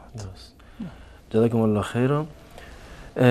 سوال بعدی بیننده که خود بیننده هم بودن، بیننده اولی بودن، در مورد نماز در مسافرت بودن که گفتن آیا در وقت مسافرت باید نماز سنت خوانده بشود یا نه؟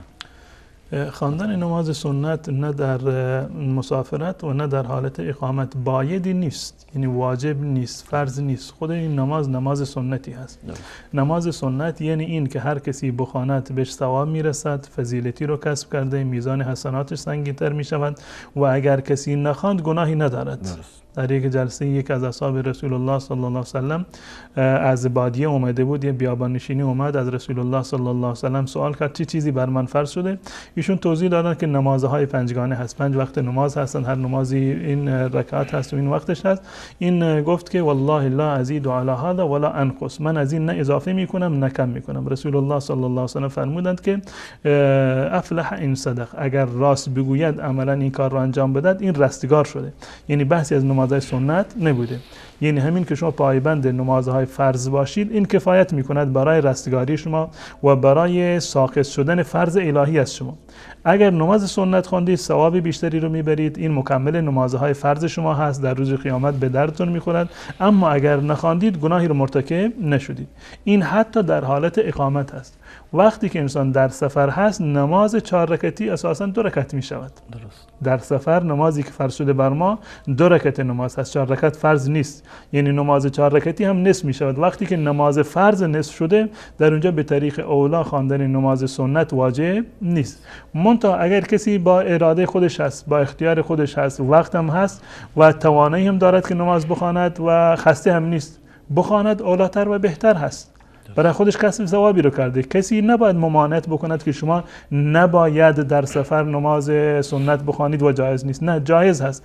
اگر شما توانایی داشتید، ماشین مال خودتون بود و فرصت داشتید و شوق و ذوقی داشتید بخوانید، اولاتر و بهتر هست. اما اگر نخواندید هیچ گونه گناهی رو مرتکب نشدید و حتی اگر در خونه بودید و نماز سنت رو نخوندید بازم گناهی رو مرتکب نشدید.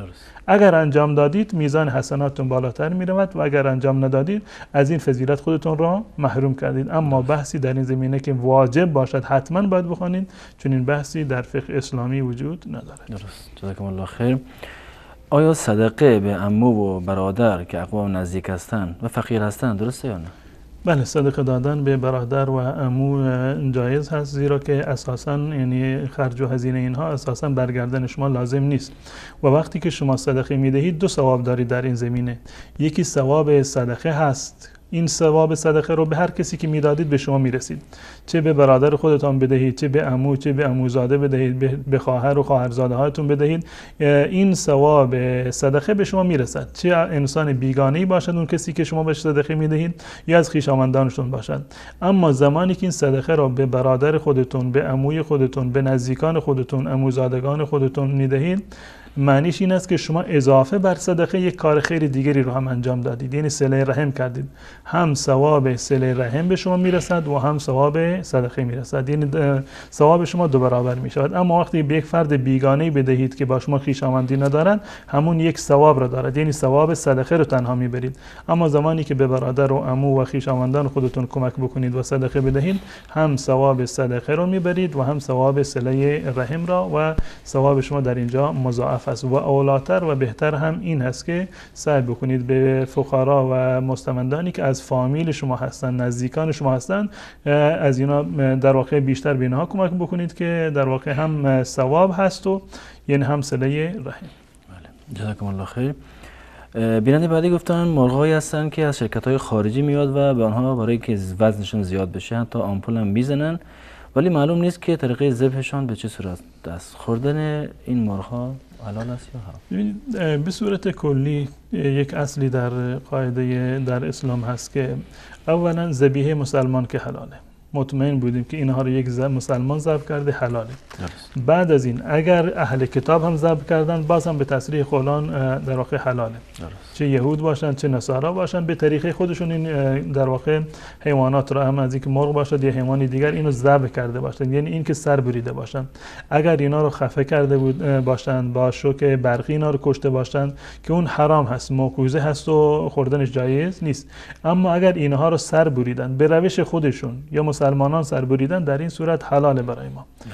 وقتی که این مرغ ها از یک کشور اسلامی اومده یا توسط یک شرکت اسلامی از یک کشور غیر اسلامی وارد شده که اونها نظارت دارن بر اون شرکت وقتی که تولید میکنند و ذبح میکنند، باز هم خوردن اینها جایز هست. این اصل در این زمینه این است که خوردنشون جایز هست.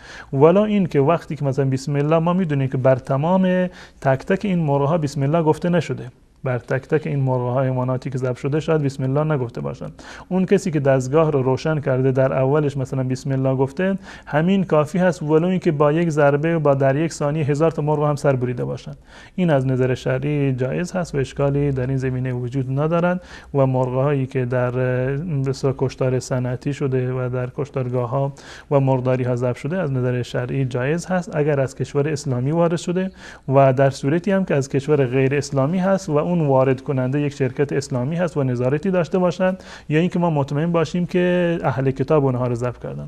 اما در صورتی که مطمئن باشیم، با شک و تردید حکمی عوض نمی‌شود.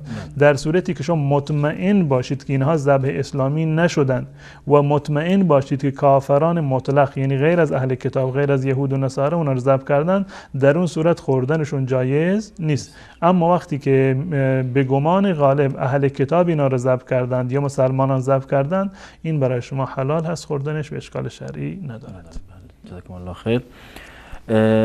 آیا نماز تسبیح سنت است، واجب است؟ آیا باید هر ماه خوانده بشه یا در سال یک بار یا در عمر یک بار؟ سال بعدی بیننده است که جواب میخوام. صلات تسبیح نه سنت است و نه واجبه و نه فرضه. بله. نه سنت و نه واجبه نه فرضه. سنت نیست بدین معنی که رسول الله صلی الله علیه وسلم اون رو انجام نداده. درست. و در هیچ روایتی نیومده که اصحاب رسول الله صلی الله علیه وسلم صلات تسبیح خونده باشند. درست. این گونه که یک صحابی در مسجد رفته باشه و از اون نقل شده باشه که فلان صحابی در زمان رسول الله صلی الله علیه وسلم صلات تسبیح خوند، چون چیزی هم تا جایی که من سراغ دارم در احادیث رسول الله صلی الله علیه وسلم نقل نشده. پس بنابراین نه سنت هست و نه واجب هست و نه فرض هست. و در این زمینه علما اختلاف نظر دارند. روایتی هست در سنن ابو داود اومده، در سنن ترمذی اومده که رسول الله صلی الله علیه وسلم به عمویش حضرت عباس ابن عبدالمطلب این حدیث رو گفتن و که صلات تسبیح رو با کیفیتی که در این روایت اومده و این روایت از نظر سندی مشکل دارد. این روایت از نظر سندی مشکل دارد.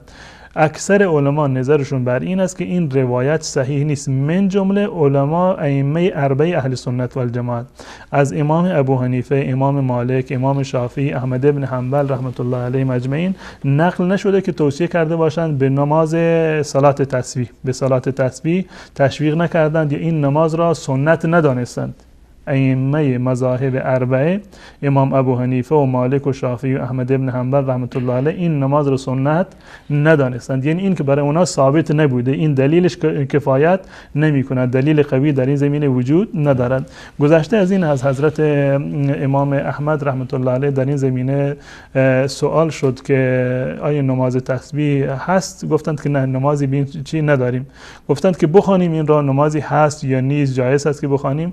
امام احمد رحمت الله علیه فرمودن لیس فیها شیء یصح و دست خودشون اینجوری کردن لیس فیها شیء یصح منکر لا، که گفتن در این زمینه چیزی که صحیح باشد وجود ندارد. یعنی وقتی که این نماز روایت صحیحی و دلیل قوی ندارد و هیچ کدام از صحابه این رو نخوندن و ثابت نشده که خود رسول الله صلی الله علیه وسلم خونده باشه و این روایت است و این روایت از نظر علما در واقع ضعیف است، من جمله امام احمد ابن حنبل رحمت الله علیه که هم امام در فقه بودند و هم امام در حدیث بودند، این روایت را ضعیف میدونند و عمل بر آن را گفتند که جایز نیست. این گفتند که سنت نیست و دلیل قوی ندارد. وقتی که صحیح نیست و دلیل قوی ندارد، ما هم نباید که به این در واقع این همه اصرار داشته باشیم. در مقابل نماز در واقع تسبیح، نماز دیگری در شریعت اسلامی هست مانند نماز تحیت الوضو هست. نماز تحیت الوضو، نماز تحیت الوضو خیلی ساده تر هست، فقط 2 رکعت هست و مانند نماز صبح خونده میشد، 2 رکعت معمولی که در هر 2 رکعت سوره فاتحه رو یک سوره دیگر میخونیم. ثوابش دقیقاً مانند ثوابی هست که برای صلات تسبیح گفته شده. ثوابش دقیقاً یکی است، با این تفاوت که تحیت الوضو دلیل صحیح و صریح داره، مسلم هست، تمام ائمه بر اون اتفاق نظر دارند و ثوابش هم همین است. اما متاسفانه ما از این صرف نظر کردیم. اما نماز تسبیح که یک نماز عجیب و غریبی هست، در کیفیت ادایش عجیب و غریبه که ما چنین چیزی رو سابقه نداریم. حتی به گونه‌ای که شیخ الاسلام ابن تیمیه رحمت الله علیه میگه خود از این سیاقش معلوم میشد که این روایت دروغینی هست.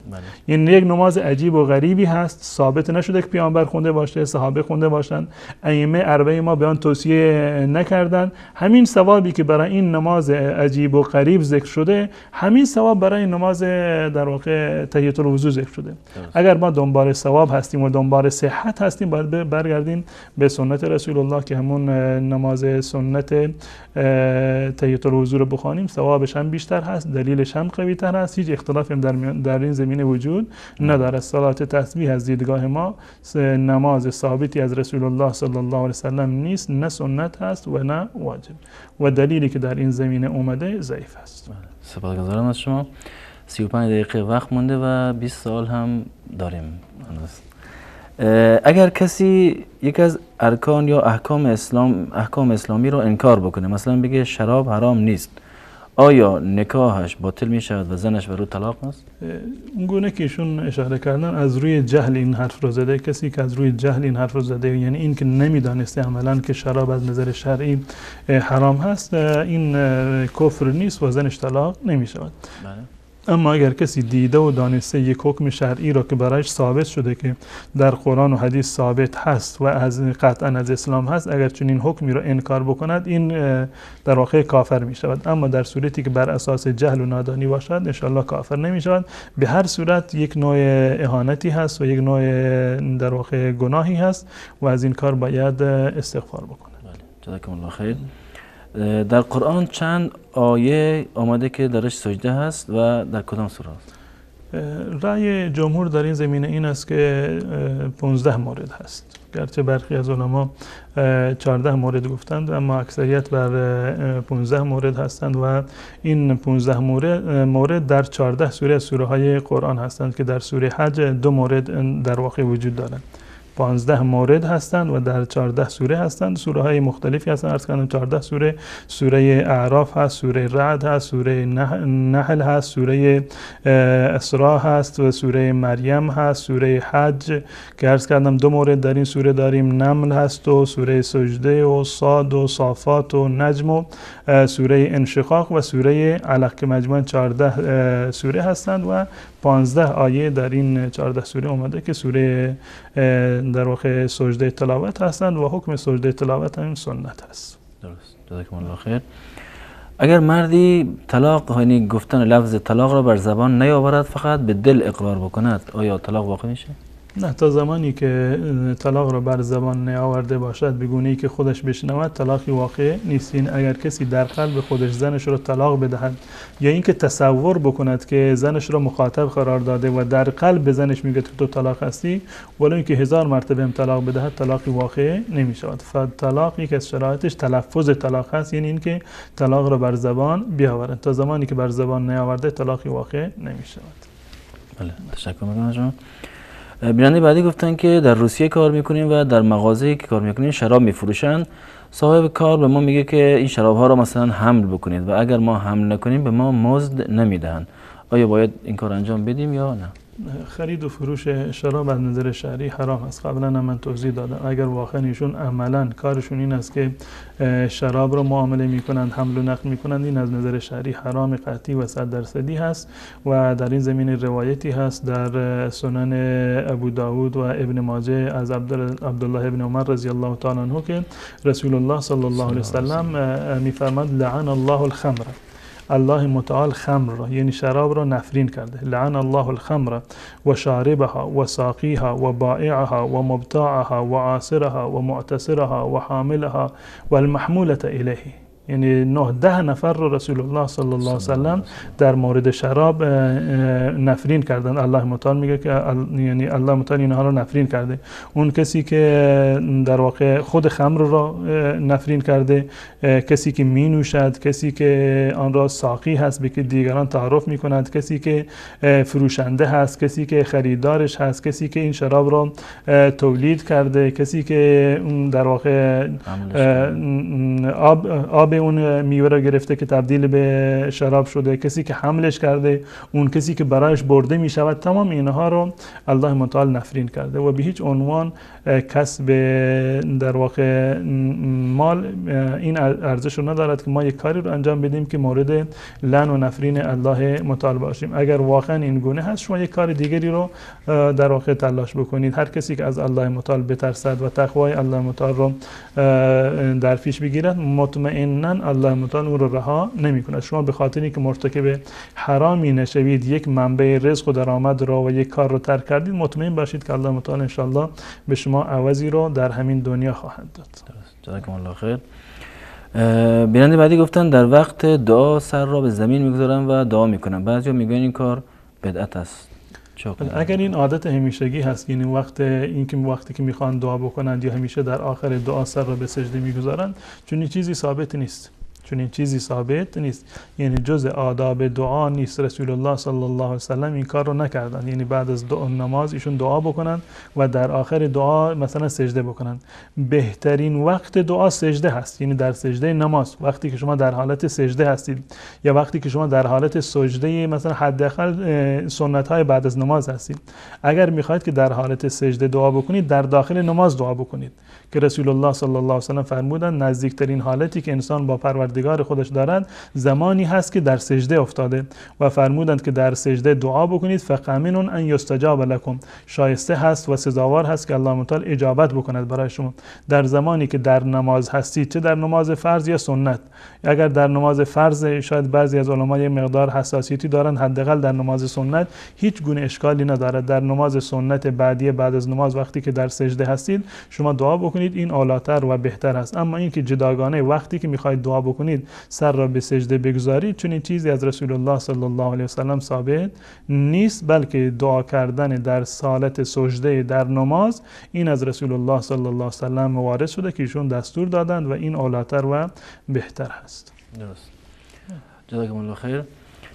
بیننده بعدی گفتن که از زاهدان بودن و گفتن که بعضی ها در اونجا در اون مناطق میگن که خیلی از فتواهایی که در شبکه‌های اسلامی اهل سنت گفته میشه قبول نکنید و مردم را منع میکنن از این کار. الحمدلله تا جایی که من سراغ دارم در شبکه‌های اهل سنت و الجماعت اینو یک اصلی هست که ما میدونیم تمام اهل سنت و الجماعت بر حق هستند. این هر 4 مذهب از مذاهب اهل سنت و الجماعت بر حق هستند و معیار اصلی و منبع اصلی احکام و فتوا در تمام مذاهب اهل سنت و الجماعت 4 مذهب و حتی مجتهدین دیگر اول قرآن هست، بعدش سنت هست و بعد از آن اجماع هست و قیاس هست. این متفق علیه در میان تمام اهل سنت و الجماعت هست و در این شبکه و شبکه‌های دیگر دوستانی که هستند وقتی که مسائل شرعی را جواب میدن با مراعات کردن مذاهب اربعه و دیدگاه فقهای اربعه اهل سنت و الجماعت، مسائلی که در حدیث رسول الله صلی الله علیه وسلم نقل شده اونا را برای شما بازگو میکنن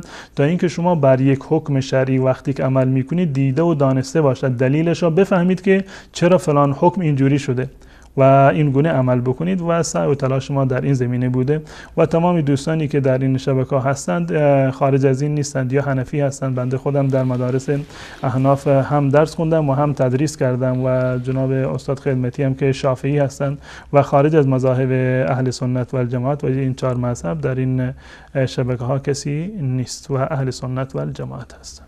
جزاکم الله خیر. بیننده بعدی گفتن که وقتی که از دستگاه خودپرداز کارت به کارت میکنیم یا شارژی میگیریم مقدار از پول از ما کم میکند، آیا این کار انجام بدیم یا نه؟ ربا یا بله، سود این هست اشکال شرعی ندارد. وقتی که شما یک مبلغی رو حواله میکنید، اون کسی که برای شما حواله میکند چه از صرافی هست یا بانک هست که به بانک مراجعه کردید یا از خود برداز هست، این اشکال شرعی ندارد. یک مبلغی رو به خاطر این تسهیلاتی که به شما داده از شما کم بکند و این درصد حواله که در واقع یک مبلغ مشخصی از وقتی که حواله میکنند این رو کم میکند، از نظر شرعی اشکال ندارد، در مقابل خدمتی هست که بانک برای شما انجام داده. و همچنین شارژی که خریده می شود و فکر می کنم این بیننده‌مون بود که در قسمت اول سوالشون بود، وقتی که شارژی رو از یک شرکت مخابراتی مثلا میخرند، این هم در این زمینه هم ربا نیست. به طور مثال شرکت مخابراتی اعلام می کند هر کسی که تا فلان تاریخ 1000 تومان شارژ یا به قول عربی مثلا رسید از من بگیرد، من 2000 تومان بهش مجال میدم که صحبت بکند. این ربا نیست، جایز هست. و این در واقع مانند این است که این شرکت مخابراتی به شما تخفیف داده باشه. اون مکالمه ای که ارزشش واقعیش مثلا 2000 تومان هست، اونو به 1000 تومان به شما فروخته، یا اینکه یک نوع هدیه‌ای به شما داده و هر دو صورتش جایز هست و اشکال شرعی نداره. شما در این زمینه پول رو در مقابل پول نگرفتید. این گونه نیست که شما 1000 تومان به شرکت مخابراتی مثلا داده باشید، 2000 تومان از اون پول گرفته باشید. شما 1000 تومان دادید و 2000 تومان مکالمه گرفتید، یعنی یک منفعتی رو شما در مقابل دریافت کردید و این جزء ربا نیست و هیچ گونه اشکال شرعی هم نداره. تشکر میکنم از شما.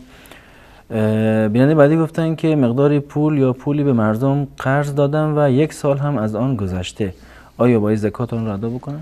بله، زمانی که پولی رو که به دیگران قرض دادید تفاوتی نداره که این پول مال شما هست. به هر صورت چه اینو به یک کسی دیگر قرض بدهید یا این پول رو در بانک بگذارید، این ملکیتش مال شما هست. و زمانی که این پول رو به دیگران قرض دادید، یعنی این که ملک شما هست، مال شما هست، منتها امانت گذاشتید پیش یک کسی دیگری که فعلا از آن استفاده بکند و از نظر شرعی زکاتش بر خود صاحب مال لازم هست. یعنی خود این فرد که پول رو به در واقع قرض داده، زکاتش رو هم باید پرداخت بکند، منتها در صورتی که به حد زکات برسد، یعنی معادل با 85 گرم طلا باشد و 1 سال کامل بر آن بگذارد. زکاتش رو صاحب مال باید بدهد، نه اون کسی که در واقع اون طلبکار باید پرداخت بکنن، نه بدهکار. جزاکم الله خیر. بیننده بعدی گفتن خواهری بودن، گفتن که از فرزندشون گله داشتن و گفتن کلا فرزندشون بسیار انسان خوبی هست، اما در مورد کانال ها گفت با من مخالف هست و با من یک رأی نیست و باعث شده که با هم مشکل پیدا بکنیم. چه نصیحتی برای این فرزند؟ من این خواهر بزرگوار رو من تبریک عرض میکنم که واقعا یعنی استفاده میکنند، اونونه که فرمودند یادداشت میکنند این مسائلی رو که از قرآن و حدیث و با دلیل گفته میشود، این جای تبریک گفتن دارند. و من توصیه میکنم که شما این با فرزندتون با مهربانی برخورد بکنید، ولو این که یه مقدار تند باشه، با شما رفتارش مشکل داشته باشه، شما به شما اجازه ندهد که مثلا با این شبکات تماس داشته باشید یا حرف اونها رو گوش بکنید، اما به هیچ عنوان نفرین نکنید فرزندتون رو. به هر صورت فرزند شما هست. این حرفی هم که زده و این عملی که انجام داده که ممانعت میکنه شما را از دیدن این شبکه ها، چه بسا بر اساس سوء تفاهمی باشد، چه بسا بر اساس تبلیغات مثلا روافض باشد، چه بسا بر اساس یک توهمات نادرستی باشد و ایشون برای شما خیر را میخواهند و شما به این حق و حقیقت رسیدید. وقتی به این حق و حقیقت رسیدید، سعی بکنید که ایشون را هم قانع بکنید که این حق و حقیقت هست و با دعا میتوانید این مسئله رو حل بکنید. یعنی من گونه که در وقتی که ایشون هست اون دعوت میدهید و تشویق و ترغیب میکنید، بعد از این که از منزل خارج میشود و وقتی که مثلا اصلا جدا با شما زندگی میکند، در غیابش برایش دعای خیر بکنید و به هیچ عنوان فرزندتون رو نفرین نکنید و ما هم دعا میکنیم که الله متعال فرزند شما را یک فرزند صالح و نیکوکار و بار و مایه خنکی چشم شما ان شاء الله بگردد. ان شاء الله. جزاکم الله خیر. بیننده بعدی گفتن آیا لمس همسر وضو رو باطل میکند یا نه؟ در مورد لمس همسر در مذاهب فقهی اهل سنت و الجماعت دیدگاه های متعددی وجود دارد. در مذهب امام شافعی رحمت الله علیه مطلقاً شکننده وضو هست و در مذهب امام ابو حنیفه رحمت الله علیه اصلا شکننده وضو نیست. و وقتی که در جنبه حدیثی میخوایم نگاه بکنیم و بررسی بکنیم دلایل این دو تا نظریه رو، میبینیم که نظریه امام ابو حنیفه رحمت الله علیه در این زمینه قوی‌تر هست، دلایلش بیشتر هستند و قوی‌تر هستند. من جمله جمله حدیث حضرت عایشه رضی الله تعالی عنها است که حضرت رسول الله صلی الله علیه و سلم نماز می‌خوندند و من دراز کشیده بودم جلوی ایشان و وقتی که ایشان می‌خواستند که سجده بکنند غمزنی به رجله با پای خودش به منو در واقع متوجه می‌کردند، یعنی پایشو می‌گذاشتن روی مثلا پای من تا اینکه من متوجه باشم، پاهم خودم رو جمع می‌کردند که و ایشون سجده می‌کردند. از این صریح‌تر روایتی از در صحیح مسلم از خود حضرت عایشه رضی الله تعالی عنها که میگه یک شبی در منزل رسول الله صلی الله علیه و سلم بودم، متوجه شدم که ایشون در کنار من نیست، بلند شدم و دنبال رسول الله میگشتم، یعنی با دستهای خودش در خونه چون که تاریک بود میگشت ببینه رسول الله صلی الله علیه و سلم کجا هستند.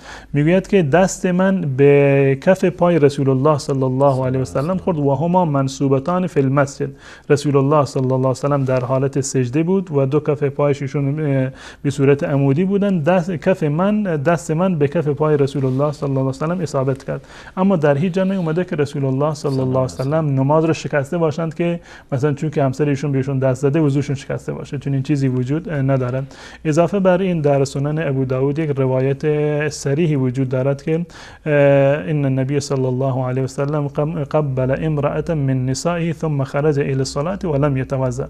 رسول الله صلی الله علیه و سلم یکی از همسرانش رو بوسه گرفتند و بعد از آن بلا فاصله رفتند به مسجد و وضو نگرفتند.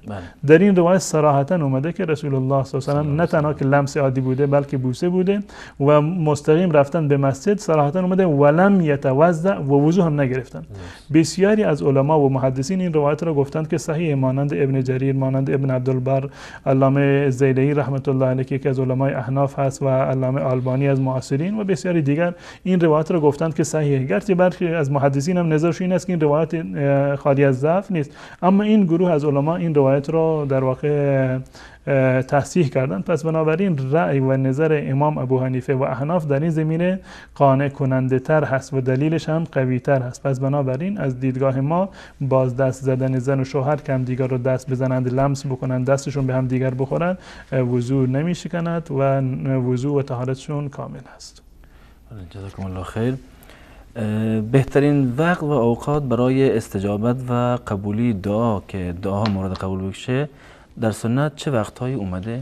اصل در اجابت دعا یعنی صداقت داشتن در دعا هست که الله متعال ان الله لا يقبل الدعاء من قلب غافل لا، از قلبی که غافل هست و توجهی ندارد، حضور قلبی ندارد، الله متعال دعا رو نمیپذیرد. هرچند که ما بیشتر اخلاص داشته باشیم، بیشتر حضور قلب داشته باشیم، بیشتر در دعای خودمون صادق باشیم، الله متعال بیشتر دعای ما رو قبول میکنند. اما از نظر در واقع اوقات اجابت دعا، اوقاتی هستند که شانس اجابت دعا بیشتر هست، مانند وقت سحر هست که قبل از فجر و در هنگام سحر هست و قبل از در واقع وقتی که امام سر منبر می رود یا در میان دو تا خطبه یا بعد از عصر روز جمعه یا در هنگام در واقع اذان یا اقامه نماز در واقع یا در هنگام نازل شدن باران و در هنگام افطار کردن و به صورت کلی بعد از عباداتی که انسان انجام میدهد،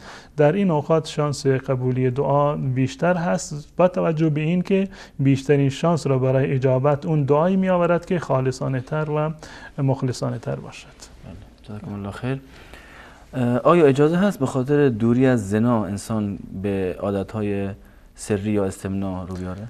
در صورتی که یک فردی مخیر باشد در میان دو چیز، یا اینکه زنا بکند یا اینکه خود ارضایی بکند، در این صورت خود ارضایی گناهی ندارد، یا حداقل اخف الضررین هست، یعنی گناهش کمتر هست، کراهیتش در واقع کمتر هست از این که خودش را از یک گناه کبیره و یکی از کبایر خودش را نجات بدهد. از نظر شرعی اشکال ندارد که اخف الضررین را انتخاب بکند. جزاکم الله خیر. آیا جایز است نزدیکی با همسر بدون دخول؟ در هنگام عادت ماهیانه این یکی از موارد یا به تعبیری خط قرمزهایی است که در مسائل زناشویی وجود دارد. همبستری با همسر در هنگام عادت ماهیانه از نظر شرعی جایز نیست و حرام قطعی است. به نص قرآن منتها این فقط عمل زناشویی هست که حرام هست، غیر از این بقیه موارد کاملا حلال هستند. در صحیح مسلم روایتی هست که از رسول الله صلی الله علیه و سلم سوال شد که ما در این زمینه تا چه اندازه اجازه داریم و زمینه برای ما فراهم هست و مجال شرعی وجود دارد. رسول الله صلی الله علیه و سلم فرمودند اصنعوا کل شیء الا النکاح، هر کاری که میتوانید انجام بدید بجز همبستری. این همبستری حرام هست، غیر از این بقیه استمتاع که هست و کامجویی از همدیگر به صورت کافی در واقع جایز هست، مگر در صورتی که احتمال این باشد که مرتکب این حرام باشند، یعنی مرتکب همبستری باشند. غیر از همبستری بقیه موارد کاملا جایز هست و این موردی که هم که بینندمون بهش اشاره کردن از نظر شرعی جایز هست، اشکال شرعی ندارد. جزاکم الله خیر. بیننده بعدی گفتن که ازدواج پیامبر با خدیجه رضی الله عنها و حضرت عایشه با رسول الله صلی الله علیه و سلم را چه کسانی عقد کردن این کارها و بین حضرت علی و فاطمه چه کسی عاقد بود؟ بله، معمولا از رسم و عادت عرب این بود که در واقع سرپرست و ولی دختر این کار رو در واقع انجام میداد. این عقدی که در واقع صورت می گرفته یا وکیل دختر یا خواهر خودش می بوده.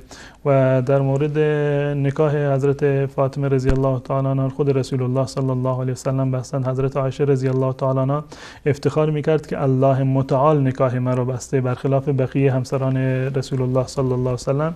یعنی این که این از جانب وحی به رسول الله صلی الله علیه و سلم پیشنهاد داده شده بوده و حضرت خدیجه رضی الله تعالی عنها هم در واقع در جلسه ای که اونجا بودند عموی رسول الله و پدر بزرگ رسول الله صلی الله علیه و سلم حضور داشتند و این نکاح منعقد شد.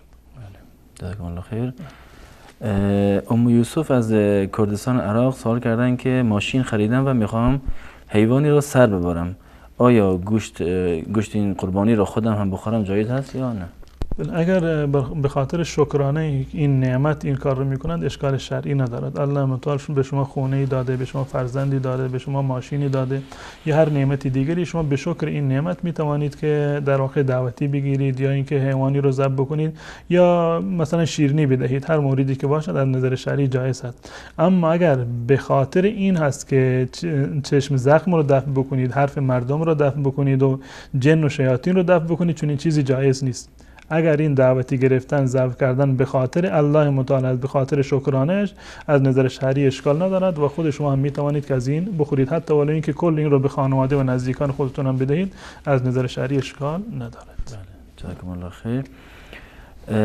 بیننده بعدی گفتن که اسم فرزندم را محمد گذاشتم و بعضیا میگویند که به خاطر اینکه شاید بعداً بهش دشنام بدن، فحش و ناسزا بدن، همراه با اسم محمد اسم دیگه هم بذارین تا انگار که همنام با اسم محمد رسول الله صلی الله علیه و سلم نباشه. ما چرا باید اصل رو بر دشنام دادن بگذاریم بگیم که شاید بعضی از ایشون تعریف بکنن، تمجیدش بکنن، مدح و ثناش بکنن. هر دو صورت این امکان داره. پس بنابراین این دلیلی نمیشه برای ممنوعیت نام گذاشتن نام محمد به صورت تنها. ما میدونیم بسیاری از فرزندان صحابه نامشون محمد بوده، حضرت ابوبکر صدیق رضی الله تعالی عنه و بسیاری دیگر از اصحاب رسول الله صلی الله علیه و سلم فرزندانشون رو محمد نام گذاشتن و این دلیلی نمیشود که شاید یکی در آینده ایشون رو فحش و دشنام بدهد. و بالفرض اگر دشنام بدهند مشخصه منظورشون این محمد هست، نه محمد رسول الله صلی الله علیه و سلم. پس بنابراین نام گذاشتن نام مبارک رسول الله صلی الله علیه و سلم بر فرزندان به صورت مفرد و تنها، یعنی فقط محمد رو نام گذاشتن، از نظر شرعی هیچ گونه اشکالی وجود ندارد و جایز هست، بلکه اولاتر و بهتر هم هست. درست. جزاکم الله خیر. آیا زن میتواند بدون روسری در خانه وقتی که کسی نامحرمی نیست بگرده؟ بله، هیچ گونه اشکال شرعی وجود نداره. زن و شوهر در حریم خانواده کاملا آزاد هستند. هر گونه لباسی که میخواهند بپوشند یا اصلا لباس هم که نپوشند هیچ گونه گناهی رو مرتکب نشدن، چه برسه که این در حد این باشه که بدون روسری در خونه باشه. هیچ گونه اشکال شرعی در این زمینه وجود نداره. درست. جزاکم الله خیر. بیننده بعدی گفتن که آیا انسان خلیفه خداست؟ اصل کلمه خلیفه به معنی جانشین هست. خلیفه در زبان عربی به معنی جانشین هست، یعنی این که شما نیستید به جای شما من هستم. خلیفه زمانی قرار میگیرد که اصل وجود نداشته باشد و جایگزینش در اون وجود داشته باشه. در هیچ جا نیومده که انسان در واقع خلیفه الله متعال هست، یعنی جانشین الله متعال است. این تعبیر غلطی هست.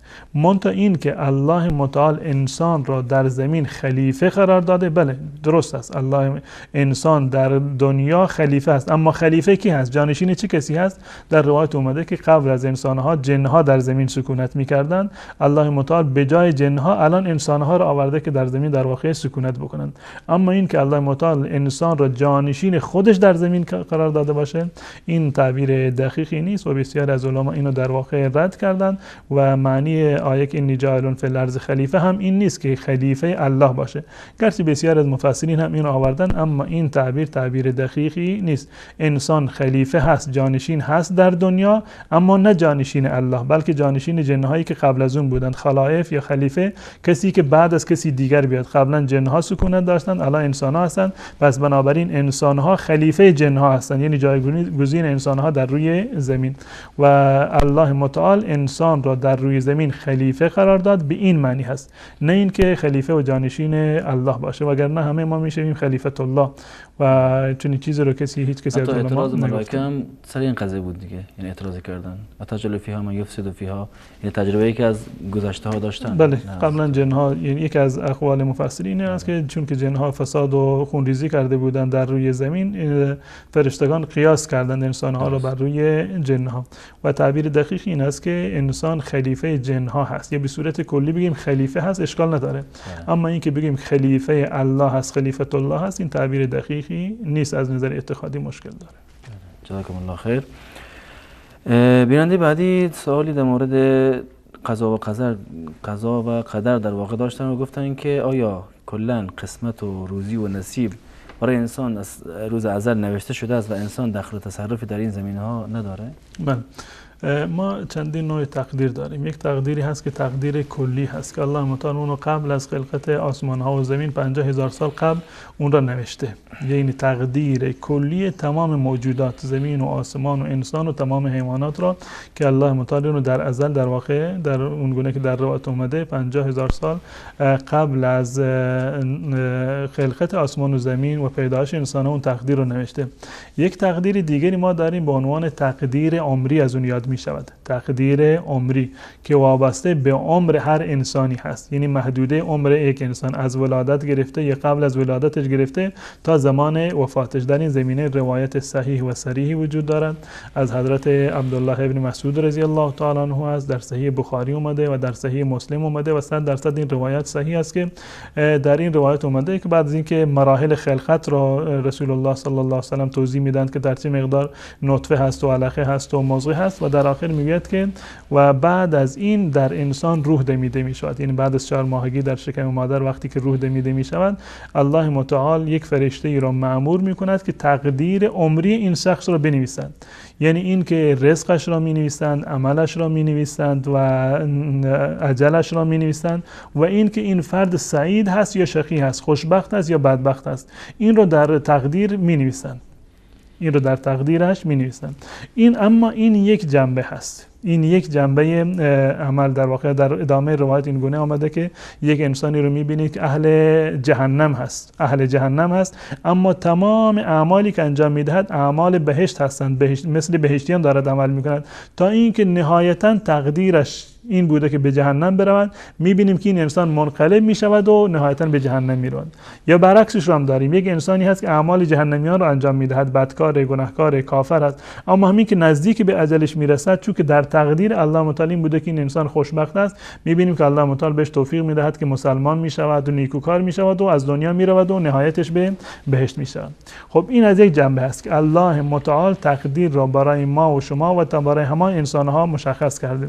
اینی به عنوان یک اصل در نظر داشته باشید، هر اتفاقی که در دنیا برای هر موجودی و برای هر انسانی میافتد، هر تقدیری که باشد، ولو به اندازه ذره در واقع سر سوزنی باشد یا به اندازه افتادن یک برگه درخت از درختی باشد، تمام اینها در تقدیر الله متعال کاملا نوشته و الله متعال این رو میدانسته. این یک جنبه هست. اساس تقدیر الله متعال علم الله متعال هست. یعنی از بس که علم الله متعال کامل بوده، میدانسته که این انسان وقتی که در دنیا برود چه اعمالی رو انجام میدهد، با اختیار خودش و با خواسته خودش چه اعمالی رو انجام میدهد و میدانسته که این انسان سعادتمند میشود یا شقی میشود، نهایتش به بهشت میرود یا نهایتش به جهنم میرود. به خاطر اعمالی که الله متعال میدانسته که این انسان به اختیار خودش این اعمال رو انجام میدهد. معنی تقدیر بودن این نیست که الله متعال یکی رو مجبور کرده باشد که یک کاری رو انجام بدهد. به هیچ عنوان. ما در اعمال روزمره خودمون احساس میکنیم تقدیر خدا رو من نمیدونم، تا این لحظه من نمیدونم آیا تقدیر من هست که من این خودکار را از روی میز بردارم یا بر ندارم، چون قاعده رو نمیدونم. من الان هم اختیار دارم که این خودکار رو بردارم، اختیار دارم که این خودکار رو بر ندارم. اگر بردارم به اختیار خودم بوده و اگر بر ندارم هم به اختیار خودم بوده. تا حالا من نمیدونم، من تصمیم گرفتم که این خودکار رو بردارم، اما آیا در تقدیر من نوشته یا ننوشته اون یک چیزی دیگر هست. الله متعال میداند که آیا این تصمیم من عملی میشود یا عملی نمیشود. چه بسا وقتی من میخوام خودکار رو بردارم، شما قبل از من دستون دراز بکنید خودکار رو بردارید، خب اراده من در اینجا عملی نشد، زیرا که تقدیر من این نبوده. اما وقتی که من این خودکار رو برداشتم، معنیش این است که من به اختیار و اراده خودم این خودکار رو برداشتم.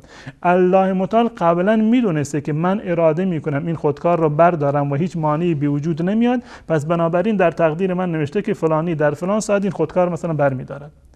این معنی تقدیر هست. یعنی تقدیر به هیچ عنوان به این معنی نیست که از ما سلب اختیار بشود. ما اختیار داریم، تمام اعمال ما در واقع با اختیار خود ما انجام می شود. هیچگاه الله متعال بر خاطر اعمال غیر اختیاری ما رو مؤاخذه نخواهد کرد. اعمال غیر اختیاری مانند اصولی ها وقتی که یا در بحث کلام وقتی که از اون مثال میزنن، مانند رعشه رو میگن، مرتعش رو که دستش مثلا بدون اختیار تکان میخوره. خب این بدون اختیاره. اعمال غیر اختیاری رو به هیچ عنوان الله متعال ما رو مؤاخذه نخواهد کرد. اما اعمالی رو که با اختیار انجام میدیم، اگر من نماز میخونم به اختیار خودم نماز میخونم. فلان انسانی که میرود دنبال کار خلاف با اختیار خودش میرود، جبری بر اون نیست. کسی اینجوری نیست که مجبورش کرده باشه، دستش رو گذاشته باشه روی مال مردم یا روی ناموس مردم. خودش با اختیار خودش این عمل رو انجام داده. پس بنابراین هر کسی باید جوابگوی اعمال خودش باشد. تقدیر الله متعال یک پوشش کلی هست که مبنایش علم الله متعال هست و هیچ تضادی با اراده و خواست انسان در واقع ندارد. سپاسگزارم از شما. نزدیک به 4 دقیقه وقت مونده و 2 تا سوال هم باقی مونده. خواهری پرسیدن از تاجیکستان که آخرین بیننده بودن، گفتن که زنی با شوهرش در خانه پدرش زندگی میکند، حال اگر که با شوهرش دعوا بکند و بحث بکند آیا طلاقش میافتد یا نه؟ نه، به هیچ عنوان. تا زمانی که بحث طلاق نبوده و یعنی حرف طلاق نیست و طلاقی تلفظ نشده، طلاق واقع نمیشه. اما اینکه زن و شوهری در خونه مثلا پدر خانومش مثلا با همدیگر دعوا بکنند و سر و صدا بالا برود و زن مثلا بگه که این خونه پدر من هست یا مثلا برو خونه پدر من، چرا خونه پدر من اومدی، این به معنی طلاق نیست. یا حتی اگر برعکسش باشن، اگر فرض بکنیم این دختر در خونه پدر شوهر زندگی بکنه، با همدیگر دعوا بکنن، شوهر بگه که این خونه مال من هست، این خونه پدر منه، تو چرا اینجا اومدی، برو خونه مادر خودت یا خونه پدر خودت، این جمله معنیش طلاق نیست و در این صورت طلاقی واقع نمی شود مگر در صورتی که شوهر لفظ صریح طلاق را به کار ببرد. اگر زن ولو این که 1000 مرتبه شوهر را طلاق بدهد، طلاق نمی افتد. نه اینکه مثلا بگه این خونه پدر من هست، برو بیرون از خونه پدر من، نه تنها طلاق واقع نمیشه، اگر زن 1000 بار به شوهرش بگه من تو را طلاق دادم، طلاقی واقع نمی شود. از بنابراین در صورتی که ایشون فرمودند هیچ گونه طلاقی واقع نشده و دغدغه‌ای رو در این زمینه هم نباید داشته باشه. جزاکم الله خیر. سوال بعدیشون گفت که در موسم بهار و فصل بهار که میشه و جشن نوروز آغاز میشه، از نظر شرعی و اسلامی آیا درست است مشارکت در این جشن؟ ما در شریعت اسلامی فقط 2 تا جشن داریم، 2 تا عید داریم، عید قربان و عید فطر هستند، عید اضحی و عید آخر رمضان هستند که عید الفطر هستند. غیر از این 2 عید ما عید دیگری را در واقع در شریعت اسلامی نداریم و جشن گرفتن اعیادی که غیر اسلامی هستند از نظر شرعی جایز نیست، خصوصا که یک پشتوانه و مبنا و زمینه دینی و اعتقادی رو داشته باشند، مانند مثلا جشن میلاد مسیح را. اگر جشن نوروز هم بر اساس یک سری باورهای مجوسی باشه که بر اساس یک اعتقادات زرتشتی باشه که این جشن میگیرن، جایز نیست که مسلمانان این عید رو در واقع، این عید که نیست، این روز رو یعنی اول بهار رو جشن میگیرن، چون این جشن گرفتنی جایز نیست. اما این یک طرف قضیه هست، یعنی این که یک کسی با اعتقاد به مثلا دیانت مثلا زرتشتی یا ایران باستان بیاد این روز رو جشن بگیره، این یک مسئله جداگانه هست که عرض کردم که بزرگداشت اعیاد غیر اسلامی از نظر اسلام جایز نیست و درست نیست. انسان نباید این اعیاد را بگیرد یا تکریم بکند. اما مثلا سفر رفتن در این روز یا در این روزها که معمولا به طور مثال در ایران تعطیلی زیادی هست، یا اینکه به مسافرت رفتن یا تفریح رفتن یا برای تفریح مثلا به قول معروف پیکنیک رفتن بیرون، برای تفریح به دشت و کوه رفتن، از نظر شرعی این اشکال ندارد. این زنده کردن نوروز نیست. شما اتفاق افتاده که مثلا این روزها برای شما تعطیل هستند، فرصت مناسبی هست برای اینکه دیدار بروید، برای به خانوادهتون سر بزنید یا خودتون برای تفریح بروید، اشکال ندارد که شما به تفریح بروید. اما بزرگداشت نوروز به عنوان یک عید اون رو تقدیس بکنید و اون رو گرامی بدارید، این از نظر شرعی جایز نیست و حرام هست. جزاکم الله خیر. تشکر میکنم از شما بابت این وقتی که ما دادین و این مجدم به خواهر که درخواست کردن که سرود و نشید وصال را به تاجیکی زیرنویس بشه. انشالله به زودی این کار انجام داده میشه و در فیسبوک و یوتیوب به وصال حق به زبان تاجیکی انشالله گذاشته میشه. میتونید از اون طریق این نشید را به زبان تاجیکی دریافت بکنیم. در اینجا به پایان برنامه رسیدیم و تا یک دیدار دیگر همه شما بینندگان عزیز را به الله متعال میسپاریم. السلام علیکم و رحمت الله و برکاته.